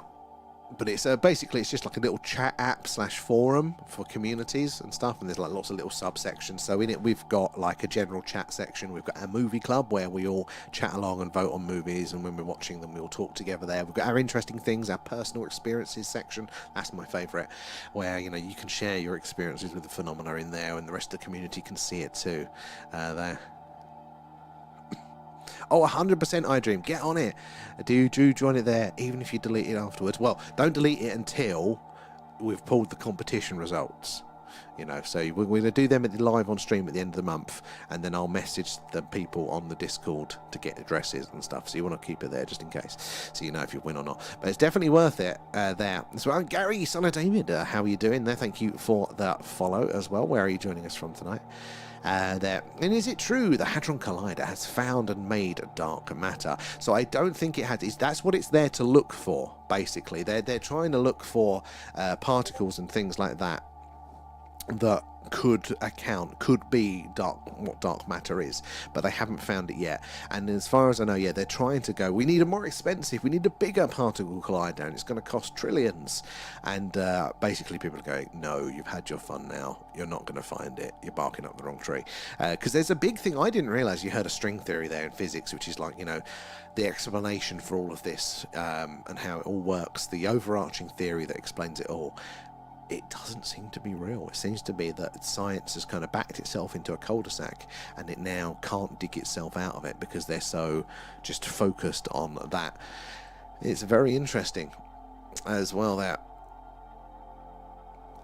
And I really believe in string theory, but again, the maths could be wrong there. I mean, it's fair enough. Definitely people could be wrong there, but it does look to me like... Again, it's not that all of string theory is wrong, but because it does give you certain things, but they haven't been able to prove it for the last 40 to 50 years, and every time they try and change it and they tweak it, and it's just not giving results for the overall effect. And there's a really, really interesting correlation, and this is where wait a minute, rather than thinking of it as that they haven't got there yet, to you might be going down the wrong end here, was... that basically in the 50s and 60s, anti-gravity and all this sort of stuff was really, really popular in mainstream science. Like, they thought they were so close to cracking gravity, that was going to be the next big thing. Very, very publicized. And then there was a particular conference, it's the Chapel Hill conference, and from that became the precursor of string theory. And then all the anti-gravity stuff just mysteriously dropped, and all the physicists started working on this string theory. And it wasn't like the normal, we've done the experiments and they failed, so we need to figure it out. It was like a hard stop. Nobody ever mentioned anti-gravity or anything again. And basically, you look at the conference, who was there, who it was paid for by. The gist is that it looks like they cracked the anti-gravity to some degree, and then they classified it, and then they gave scientists string theory to kind of let themselves jerk each other off to, but not make any progress with. Like, it was the perfect mathematical, can't remember what the precursor was, but what string theory came from, because string theory was like the 80s, I think. But yeah, it was in the 60s, just after this conference, that basically, like, mathematicians are just going to keep going down this dead end with it. Could be wrong, but you look at the other things, I think it could be really, really interesting there. I'm going to be still my geeky heart. That's fabulous. And definitely make sure you do apply. And because I don't know if we've even got 30 applicants for it. So at the minute, it's 1 in 10. It's not too bad odds there. It's a bit crazy and so funny, some of the discussions. Oh my god, some of them they go sideways. But you definitely, guys, it's worth joining us for Movie Club. So we haven't voted for this month yet because Alan's going to be doing that and he's slacking. But normally Alan will, you put your suggestions into the Movie Club chat, you put the film name, space, and then what platform it's available to watch on. And then Alan is meant to add that to our list, and then he picks 3, and then we vote on them, and then we watch it the last Friday of the month, and we chat along in the Discord together, and it definitely goes sideways, but it is hilarious there. The cheese string theory. Now, I'm a big proponent of cheese string theory there.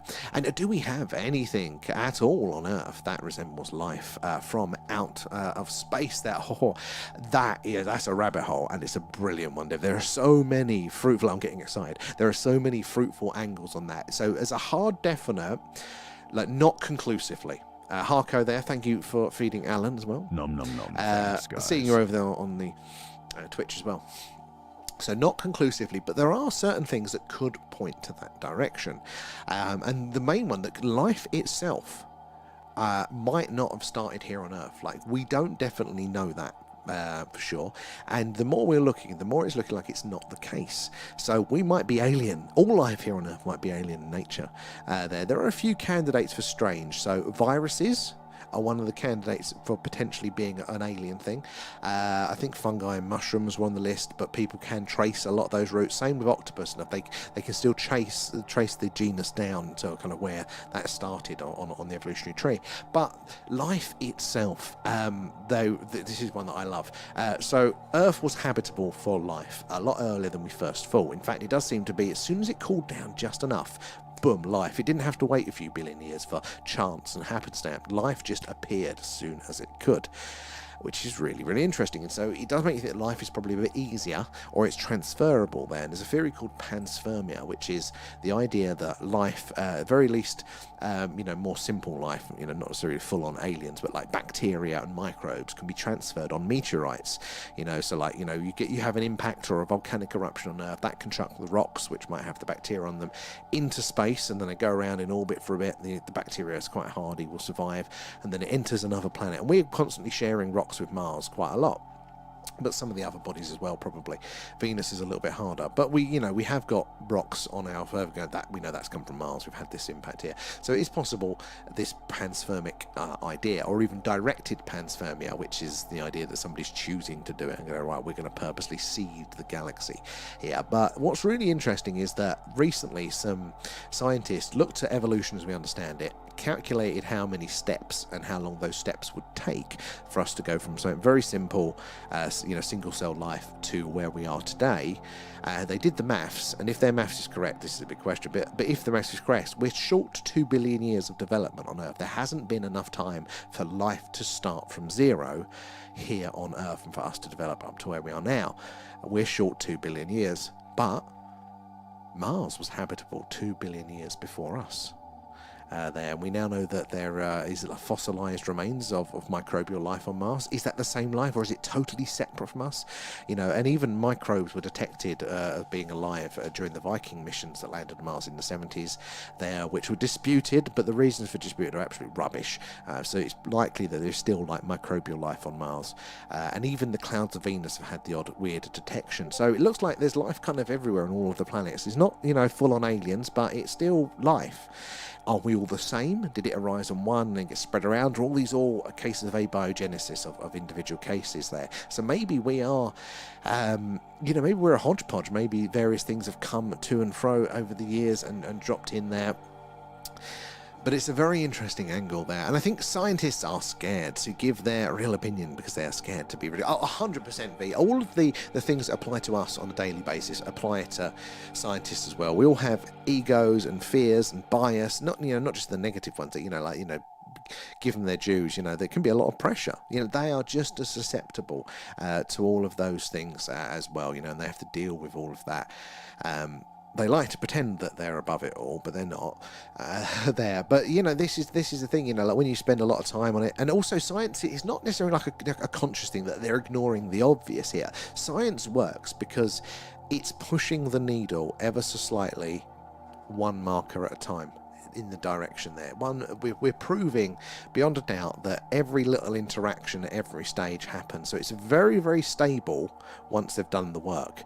But the problem with that mindset is it's very good at doing that and all the effects there, but it's very siloed. It's very tunnel vision. So those scientists working on string theory, they probably never even thought to question it. That was done years ago. And you see this, it's like building, like a house on shit foundations. At some point that's going to crumble there. And there was a recent debacle. Now we have AI to check the things. A really prominent Harvard scientist, really senior she was, basically just got outed for forging all of her papers because people can run them through AI and check, and really, really senior person should be totally discredited there because people were just copying and fabricating, which nobody really noticed because they trusted her and peer review isn't perfect. But what happened was that those papers were foundational, and I think it was in psychology and sociology there. Those papers were foundational. Other people built their scientific understanding, did their papers based on that date, and then they did that. So it's like a house of cards crumble. Well, I don't want that to happen, so I don't want to look at that on an unconscious level. But with that siloing of how specific they are in nature, they only look back to the last person. It's like a relay race. They pick up the baton and then pass it on. That's what the scientists do, and they ain't going to look at, should I even be running the race? But that's when the other things come in. It's where philosophy comes in. It's when we come in speculating and all that sort of stuff there. All right, I have downloaded and joined Discord. Hurrah! Welcome aboard there, iDream. Yeah, good to have you in. And so all you got to do is there should be a channel like on the left when you're in. So you click on the thing logo if you're in, and then it shows you like a list of the channels. Should be like general, movie club, interesting things. There's one that says competition. Go into there and just type the word alien and send that in, and then we'll do the draw. The last day, I don't even know what the last day of the month is. Humans are more suited for Mars, and our body clocks actually work on Mars time. So I've heard a little bit about this, haven't we? And that's a brilliant one. Yeah, there are a few little clues that maybe we are ever so slightly better suited to Mars. Mars is not too dissimilar to us there. Less gravity because of less mass. It's a bit smaller as well. There, body clocks there. The fact of being further away from the sun, less radiation, all this sort of stuff. There is little clues that actually might not have just been the microbes that got sent over there. Maybe something more complex came over purposefully. But maybe we match evolutionarily because the microbes came over first and then the more advanced go. So it's kind of the same life genus coming from that same point there. Very good point to bring up there, MV, as well. And yeah, also, we ain't like X% banana. Well, speak for yourself. For things, aren't we? You can trace it all back. How do Mars rocks end up here, then? So, basically, other meteor impacts or volcanic eruptions, so a big rock hits our Earth, their comet or whatever, hits the ground, all of that debris is thrown up into the atmosphere, up into space, flows out there in space, and eventually, with the orbits and stuff, can then land on those other planets. Their same volcanic eruptions can do it as well. May even be an alien bacteria trapped in permafrost. Well, there may well be. There may have one of these things might have come in and landed, and it's just there waiting to be defrosted as well. There wasn't there? There was the meteorite, Martian meteorite in the early 90s that appeared to have what looked like a fossilized virus in it. It was a Martian meteorite. And even, I think, old Clinton did an announcement saying, look, this looks really interesting, maybe we got it. But then some other scientists went, no, actually, that could be explained by this, and this. And fair, look, that's the whole thing. We need to check off everything there. But science will trip itself over and with its own bias in the negative. I also believe in the Anunnaki are our creators. Oh, God, getting into that as well. I mean, maybe we have been tweaked as well with our bloodline. I like a lot of those stories. They do make a lot of sense. Maybe there was, hominids here. Maybe, the monkeys and stuff were here, and then humans were slightly tweaked versions of that, by the Anunnaki, by another visitor, maybe with their science project for a purpose, maybe. I mean, lots of the ancient texts talk about that. And we went from monkeys to building pyramids in such a short time in comparison to before that. This time frame is a really interesting one because the actual human time frame, we don't know the oldest human. And science keeps doing this thing. They go, no, we're 10,000 years old. Modern humans, anatomically humans, we're 10,000 years old. And then we go, oh, actually, look, we've just dug up some human remains there. They're 30,000 years old. And they go, all right then, we're 30,000 years old, but don't be silly now.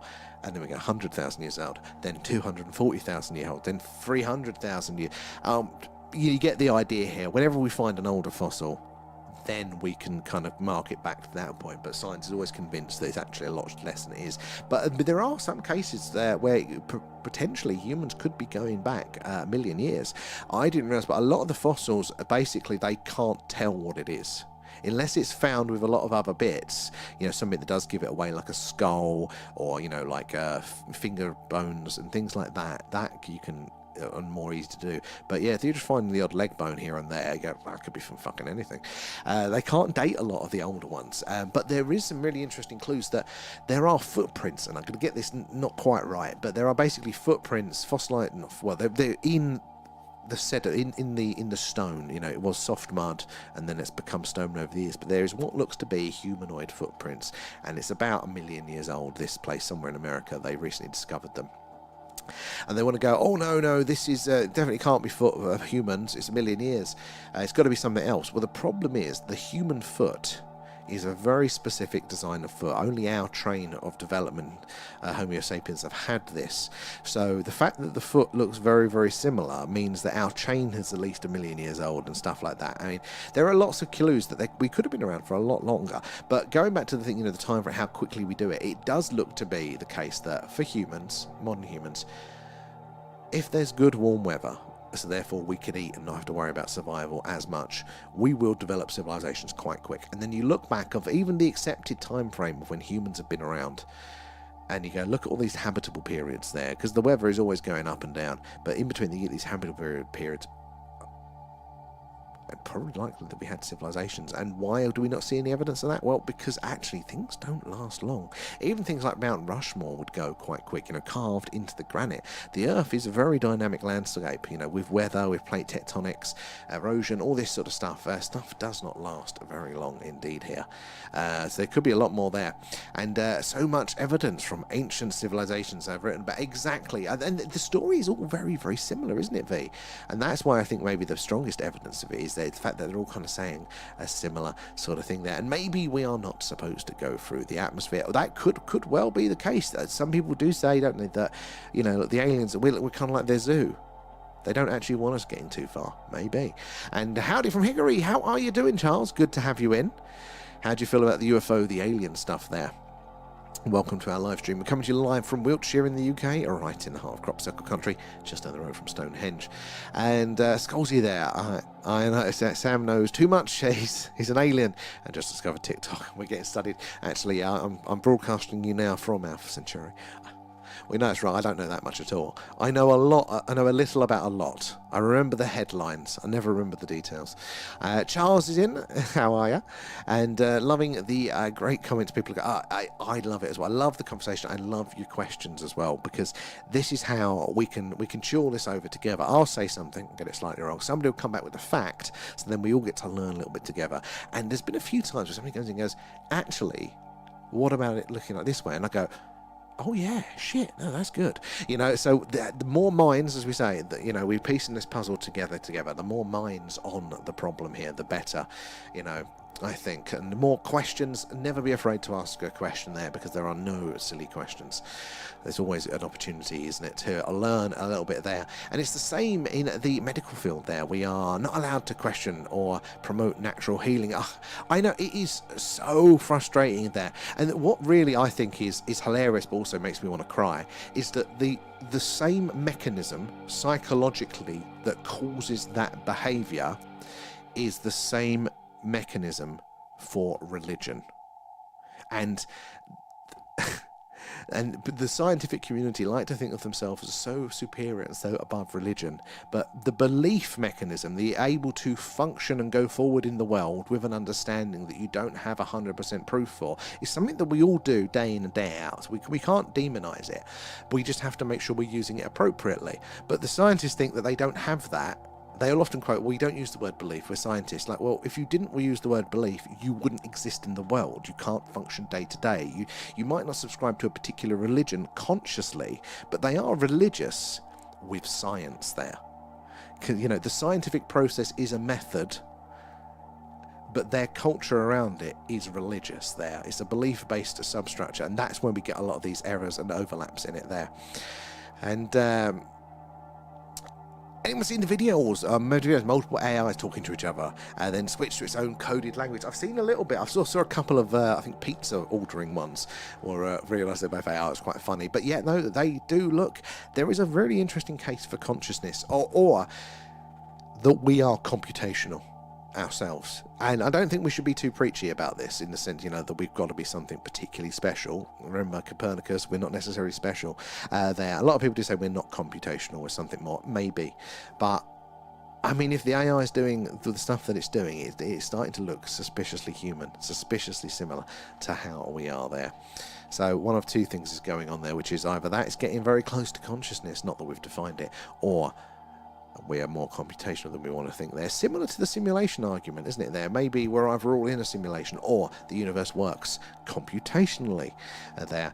If we are a test subject, I want to fire the scientist that made me. Oh yeah, I'm definitely in the bin for that one. And supposedly, I wrote a Substack article tonight on 7,000 years ago. 95%. Oh, spookily, not supposedly. I was like, how'd you forget to write a long Substack? Hey, up, drop your Substack name in the chat as well so people can find it if they want to see it there. And article tonight on 7,000 years ago, 90% of why DNA disappeared. Okay, interesting. So that, what is going to cause that? Where did that go? An extinction event? Then civilizations have been here, then gone, due to catastrophic events for millions of years. Exactly, and it's part of the process, it's part of how it all works. The ups and downs. Why do we think we're the first ones out of the gate there as well? Scott Allen, thank you for the follow. Where are you joining us from tonight? Good to have you in. And we only know and understand around 10% of our DNA there. We are so new. But this thing, we don't know what we don't know. We can't know what we don't know. But we never remember that we don't know that we don't know. Nobody will say in the official world, well, I don't know yet. We haven't looked at that bit yet. They'll say, no, it isn't. It's like, no, you've just not looked. They are two very different things. I'm not saying it is, but you cannot say. It is unscientific for you to say, bringing it back around to what we're doing now with the SETI stuff, right? A lot of those anomalous signals, they write off and say they are probably interference, probably satellite interference, electronic interference. And then you look at the data of why they think that. And you would expect them to go, well, the signal looks kind of like this satellite, or it's on this frequency, or no. What happens, a lot of these ones, is they go, well, the signal came through on a frequency we don't know any satellite uses, and we can't replicate it, again, which is what science means there, but it's most likely going to be interference. Why is it most likely going to be interference? Because we haven't seen aliens yet. Well, that's not scientific, that's a belief, that's leaning on a bias there. You've not got any evidence to support it. You can't say it's aliens, that's fair enough, but it's still open. You just have to say, okay, we don't know again. Frustrating, I know, but you can't. Going the other way is just as bad as us going, well, it's definitely aliens, but they get away with it. I read a thing that technology has stopped us from evolving completely. Oh, interesting. I mean, I wonder. I mean, I definitely think that, we outsource skills and physical traits that would have otherwise have to have developed biologically. We'll outsource it to a device, to a tool, to things like that. So it could have changed it in that sense, very much so. And, I reckon now we breeded with Neanderthals now from a new study, and only the male ones. Well, so that's interesting, because I've heard that there was actually a little bit of overlap there. There is Neanderthal DNA in with all of us there, and sadly, you can tell why it was only the male ones there, because the female humanoids probably didn't get a choice, sadly. But that's how the world was back then. But, that's interesting how it happened. So they apparently had bigger brains than us. They were bigger physically as well. And that's not necessarily always an advantage. Bigger brains, bigger build requires more food, more calories to survive. So maybe if there were some harsher winters or something like that, then that could be a reason why they're downfall there. But you would have thought bigger brains, more capable in the environment there, more intelligent. Now, we don't have any fossilized brains to check neural density, so maybe their brains were bigger but not as good as us. And it's why birds have got tiny brains but they're so smart. It's because they've got really high neural density, so they can pack a lot into that small space. And as somebody that has parrots, they are toddlers. They are at toddler level. They are conniving little buggers. Toddlers with pliers there. So it's amazing what you can fit in there. So maybe that's the reason. But I did hear once that there was a period in our history when Neanderthals and humans were here that we had a particularly low magnetic field around the Earth that period of time. It's a lot more radiation came in, and there may have been the difference might have been that humans protected ourselves by using red ochre as a sort of a sunscreen, and Neanderthals may not have, and that might have been where some of that the die-off and stuff that could have been from that there as well. And loving these stickers there, A Up and V coming in with the shares. Do appreciate those guys. It helps us reach more and more like-minded people like yourselves, and maybe we have been put on Earth to make some. Well, we may well have done. And I mean, some people do say that we are possibly here to make AI. Maybe that is our purpose, is to get to that level. We're playing our part in the chain for that one. Don't know how I feel about that myself, but or maybe that could be something else there.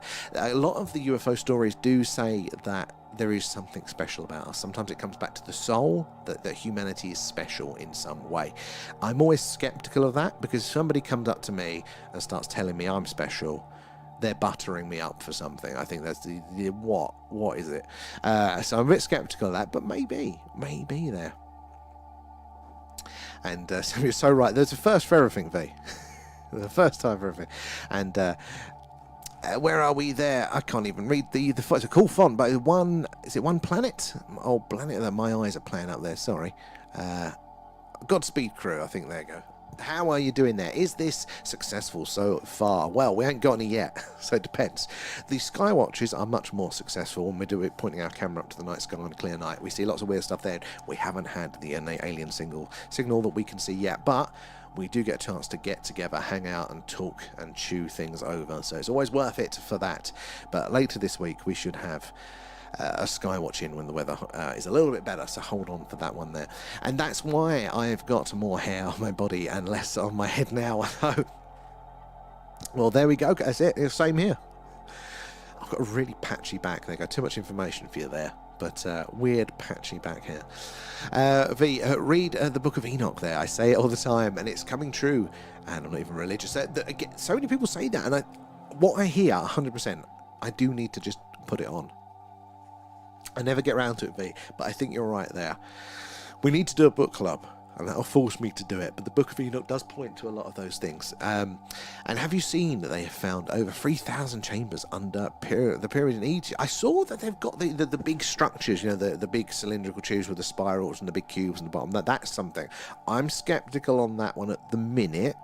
But I definitely the chambers stuff. There is going to be so much down there below. Whether it is literally what they're saying with the latest scans, I don't know. But there is so much more to Egypt. That is the big flag. The look at me here. There's going to be so much more under the sands there, but also in the Sahara generally. Under those sands, because that was habitable not so long ago. I mean, about 10,000 years ago or so. That that was green, land there. So civilizations would have definitely been there and lost under the sands there. They are actually going to excavate it, bloody rightly so. Normally they'll take them 20 years, but fingers crossed, because imagine if that is true, all of those stuff there. Like, that blows out of the water absolutely everything. That's why I'm a bit like, I need to see a little bit more evidence first. I need to be warmed up to these things. I need a bit of foreplay. Can't just go straight in with the 2 kilometre long, I was going to say shafts, but that just makes the analogy even worse there. Under the pyramids there. Definitely the same there, Carl.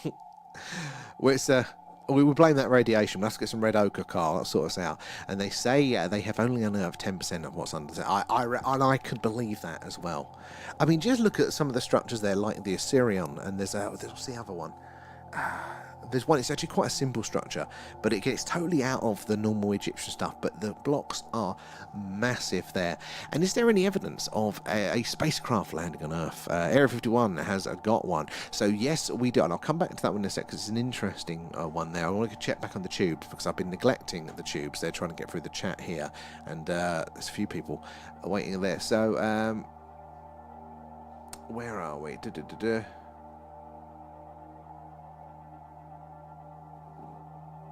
God, my eyes are playing. I can't even read the thing. Oh my God, sorry guys, I've missed quite a few there. The golden age of radio was the 30s to the 40s. So if aliens are receiving, they will get mostly a World War II radio. Well, it depends how far away they are. So if we go back to say the 30s, and that was what, 90 odd years ago. So the radio from the 30s would have reached 93, 95, 4 light years away, or whatever that is there. So we can draw a circle and we can actually look at the radius and tell what they're receiving by then. Television and radio signals are very, very faint. So you'd probably need a dish the size of the Earth or so to detect them, but there are theories that you can do that with planets. We want to do it to the moon. It's one of the things there. Carl Sagan, as imagination will often carry us to worlds that never were, but without it we go nowhere. I think it's so true, and it's like one person not realizing the value of another, isn't it there? And as just a thought, everything seems to be just packets of energy, e.g. hydrogen is a packet of energy, etc. So is dark matter just energy holding packets of... well, we're all on, aren't we, on this the wave spectrum, the electromagnetic electromagnetic spectrum. I really struggle to get my head around it. I can barely go, right, we're on the wave. But it does all come down to that one as well there. And how you doing, Ken? Good to see you there as well. And Sheldon wouldn't like you saying that. Well, he can sod off.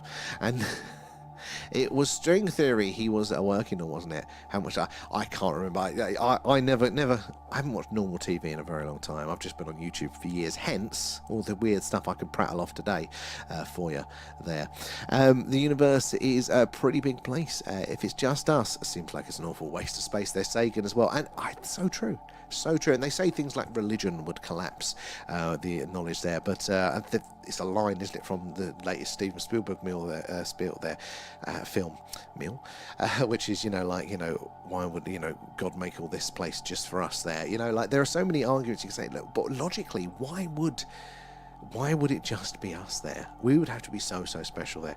And question, what is your favourite sci-fi movie? And mine is Contact with Jodie Foster. Hey, well, that's exactly what we're doing today.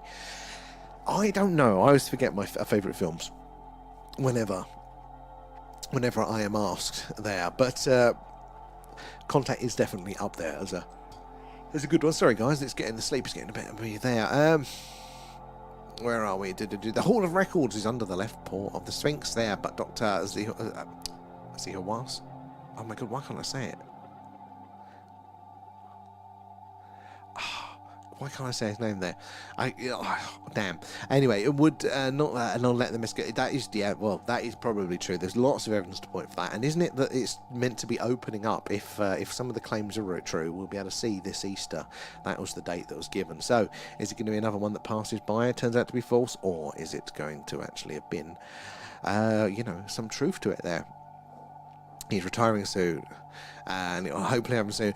Hopefully, but. And that is how science progresses, isn't it? One funeral at a time, they say. It's not, putting a good paper together and everybody going, well done. No, the old guard have to pass to allow the new stuff. So hopefully, but the problem is it's bureaucratic organisations like that as a whole. They're all susceptible to that. So I don't know if his replacement will be any better there. But you never know. And could we be on the edge of the universe and just so far away from everything there? So, I didn't ask you last one as well. That's the point. I mean, so as far as we know, we have what's called the visible universe. So we can't actually see the whole universe because the universe is expanding so fast and the speed of light is relatively so slow. There is like a limit as far as we will ever be able to see or detect or travel to or interact with, no matter the sort of technology. There is just this bubble of the observable universe, and obviously because the bubble, we're in the middle of it there.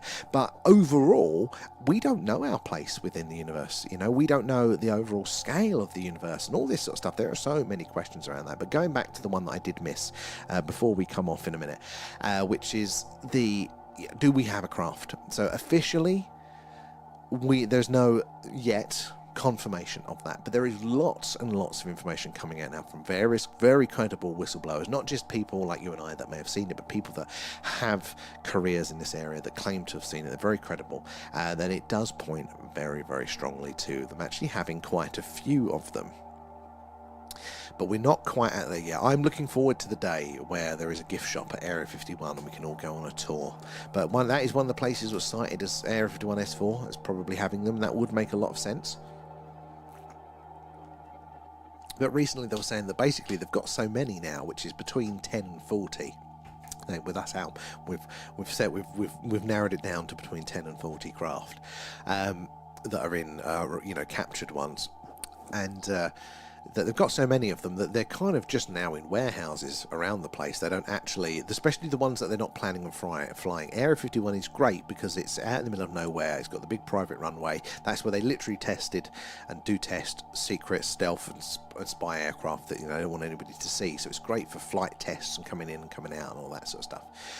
But for ones that you're just looking at reverse engineering for materials, for structural analysis and all that sort of stuff, that can just be in a warehouse with a very big padlock in the middle of town. And there are reports that possibly could be the case right in the middle of LA and stuff like that, which would be pretty cool. You could be walking past a warehouse and not realise that a few feet away is an extraterrestrial craft. Various hangars and things like that. Where are we there? They will sell aliens. They probably will. Like sea monkeys. Get your own little Allens there. And could this be where all the new technology has come from? Again, Debbie, this is, you know, you're on the money. They do theorise that there are certain bits of technology which don't seem to have the development tree, because technology just doesn't come from nowhere. Even Einstein's great leaps, and they were quite big jumps for the time. There were other people that kind of had similar ideas. They, you know, we don't have as humans original ideas. We actually just build upon our environment. So we get inspired by things, and it's like these steps. And you know, artists and people like that, certain good entrepreneurs, they can see 12 steps ahead, basically, whereas you or I on the day-to-day, maybe we see one or two like that, but they can see the train coming down the road. It doesn't necessarily mean it does come down that path, and that's when you get bad art and failed companies, but they can kind of see the patterns of how it might come forward. It's basically how the mind works, puts it all together. So when technology develops, there has to be, what's that? What's that as a crown? I've not seen that one. Where did that come from? Oh, thank you, Vic. The notification didn't come up for me there. But my little Prince crown. But yeah, technology comes from a train. It relies on other things. There, you can't just make the microchip there. You had to have the materials to make the microchip before that. You had to be doing, you know, electronics and, you know, capacitors and all this sort of stuff to then get to that stage. You know, there's all the ingredients in it to there. You have to have eggs to make the cake, you know, and all this sort of stuff. So they don't come out of nowhere. There's all like lots of people working on it simultaneously normally, and it's just who gets there first. But there are handfuls of technologies that are claimed to be they don't have that development tree, you know, and there are some very good counters though. So I mean, microchips basically are one of them. Semiconductors. Velcro is another one. Memory metal, what do they call it? There's a handful of them, but I have heard other people that actually go, no, there are those chains for them there. There was somebody else working on it here. There are actually, look at the pre-versions of it there. So I have heard good arguments either way. So I don't know on the specifics, but there is a case. Is it Nitian, something like that? It's a type of metal that was patented by. So what's that side by side? I've not seen that little animation. That's pretty cool. Thank you, V. But there is a type of memory metal that they developed, and it came out of starts with a B. It's not Bell Labs. It's Bechtel or something like that. But anyway, they're one of these meant to be, you know, government-funded labs, you know, very connected to the reverse engineering things. They invented this memory metal, very much like what, but not as good as what they talk about was recovered at Roswell, which was a very thin, lightweight metal that you could crumple up like tin foil, but would bounce back to its shape. Nitinol or something like that. And anyway, they developed this at this lab here, and actually one of the scientists that is on the patent paper for this memory metal came out on his deathbed and said, yeah, we made that memory metal based on what the best our version we could do from the Roswell crash material. So there are little clues, there are little things that could very well be the case there. And all opinions are good. Solid, unbreakable opinions are dangerous. And yes, I think you're right there. Same with facts and truth. This thing, we take a lot of things as fact, but there is very little, especially with the imperfection of language, that you can say is a hard fact. You have to be very, very specific and talking about something very, very small there, because as soon as you kind of get trying to explain any more than that in a statement, then you risk not including other things, and then you start to get to well, how true is your statement? So a lot of things that science puts out there as a fact, it's a fact in a certain sense, but it's also not in a lot of other ways. And they will constantly say that, you know, that there are facts and then there are facts with it there, and people get it the wrong way around a lot of the time there. And no worries, Debbie, thank you for the questions. We absolutely love all of those. It encourages good debate, so we really do appreciate all of that. And we are at 11:30. So, guys, thank you so much. I enjoyed rambling off at you tonight. So it's great to meet you all and chat with you all. Very much enjoyed myself. Thank you for keeping us company. I'll ask you all some questions there. Thank you for the likes, the shares, helping us build up our little community there. you to your mods, and also thank you for all gifters, subbers and Patreons as well. They're helping us improve the stream, what we're doing there. And if you do want to join us on those ones, the links in the bio for all of that, whether it's the Discord, the Patreon, and join the Starship Allen and whatnot there. But thank you so much, and we'll be on again tomorrow. Hopefully, no, I think the weather is looking crap again tomorrow, so we'll be doing this, the alien radio signal hunt, and having a chat. Wednesday is looking like it's more of a clearer sky, so we might be able to do the UFO UAP Skywatch then if we are lucky. So yeah, fingers crossed there. Thank you everybody again, and we'll catch you tomorrow night there. Bye guys.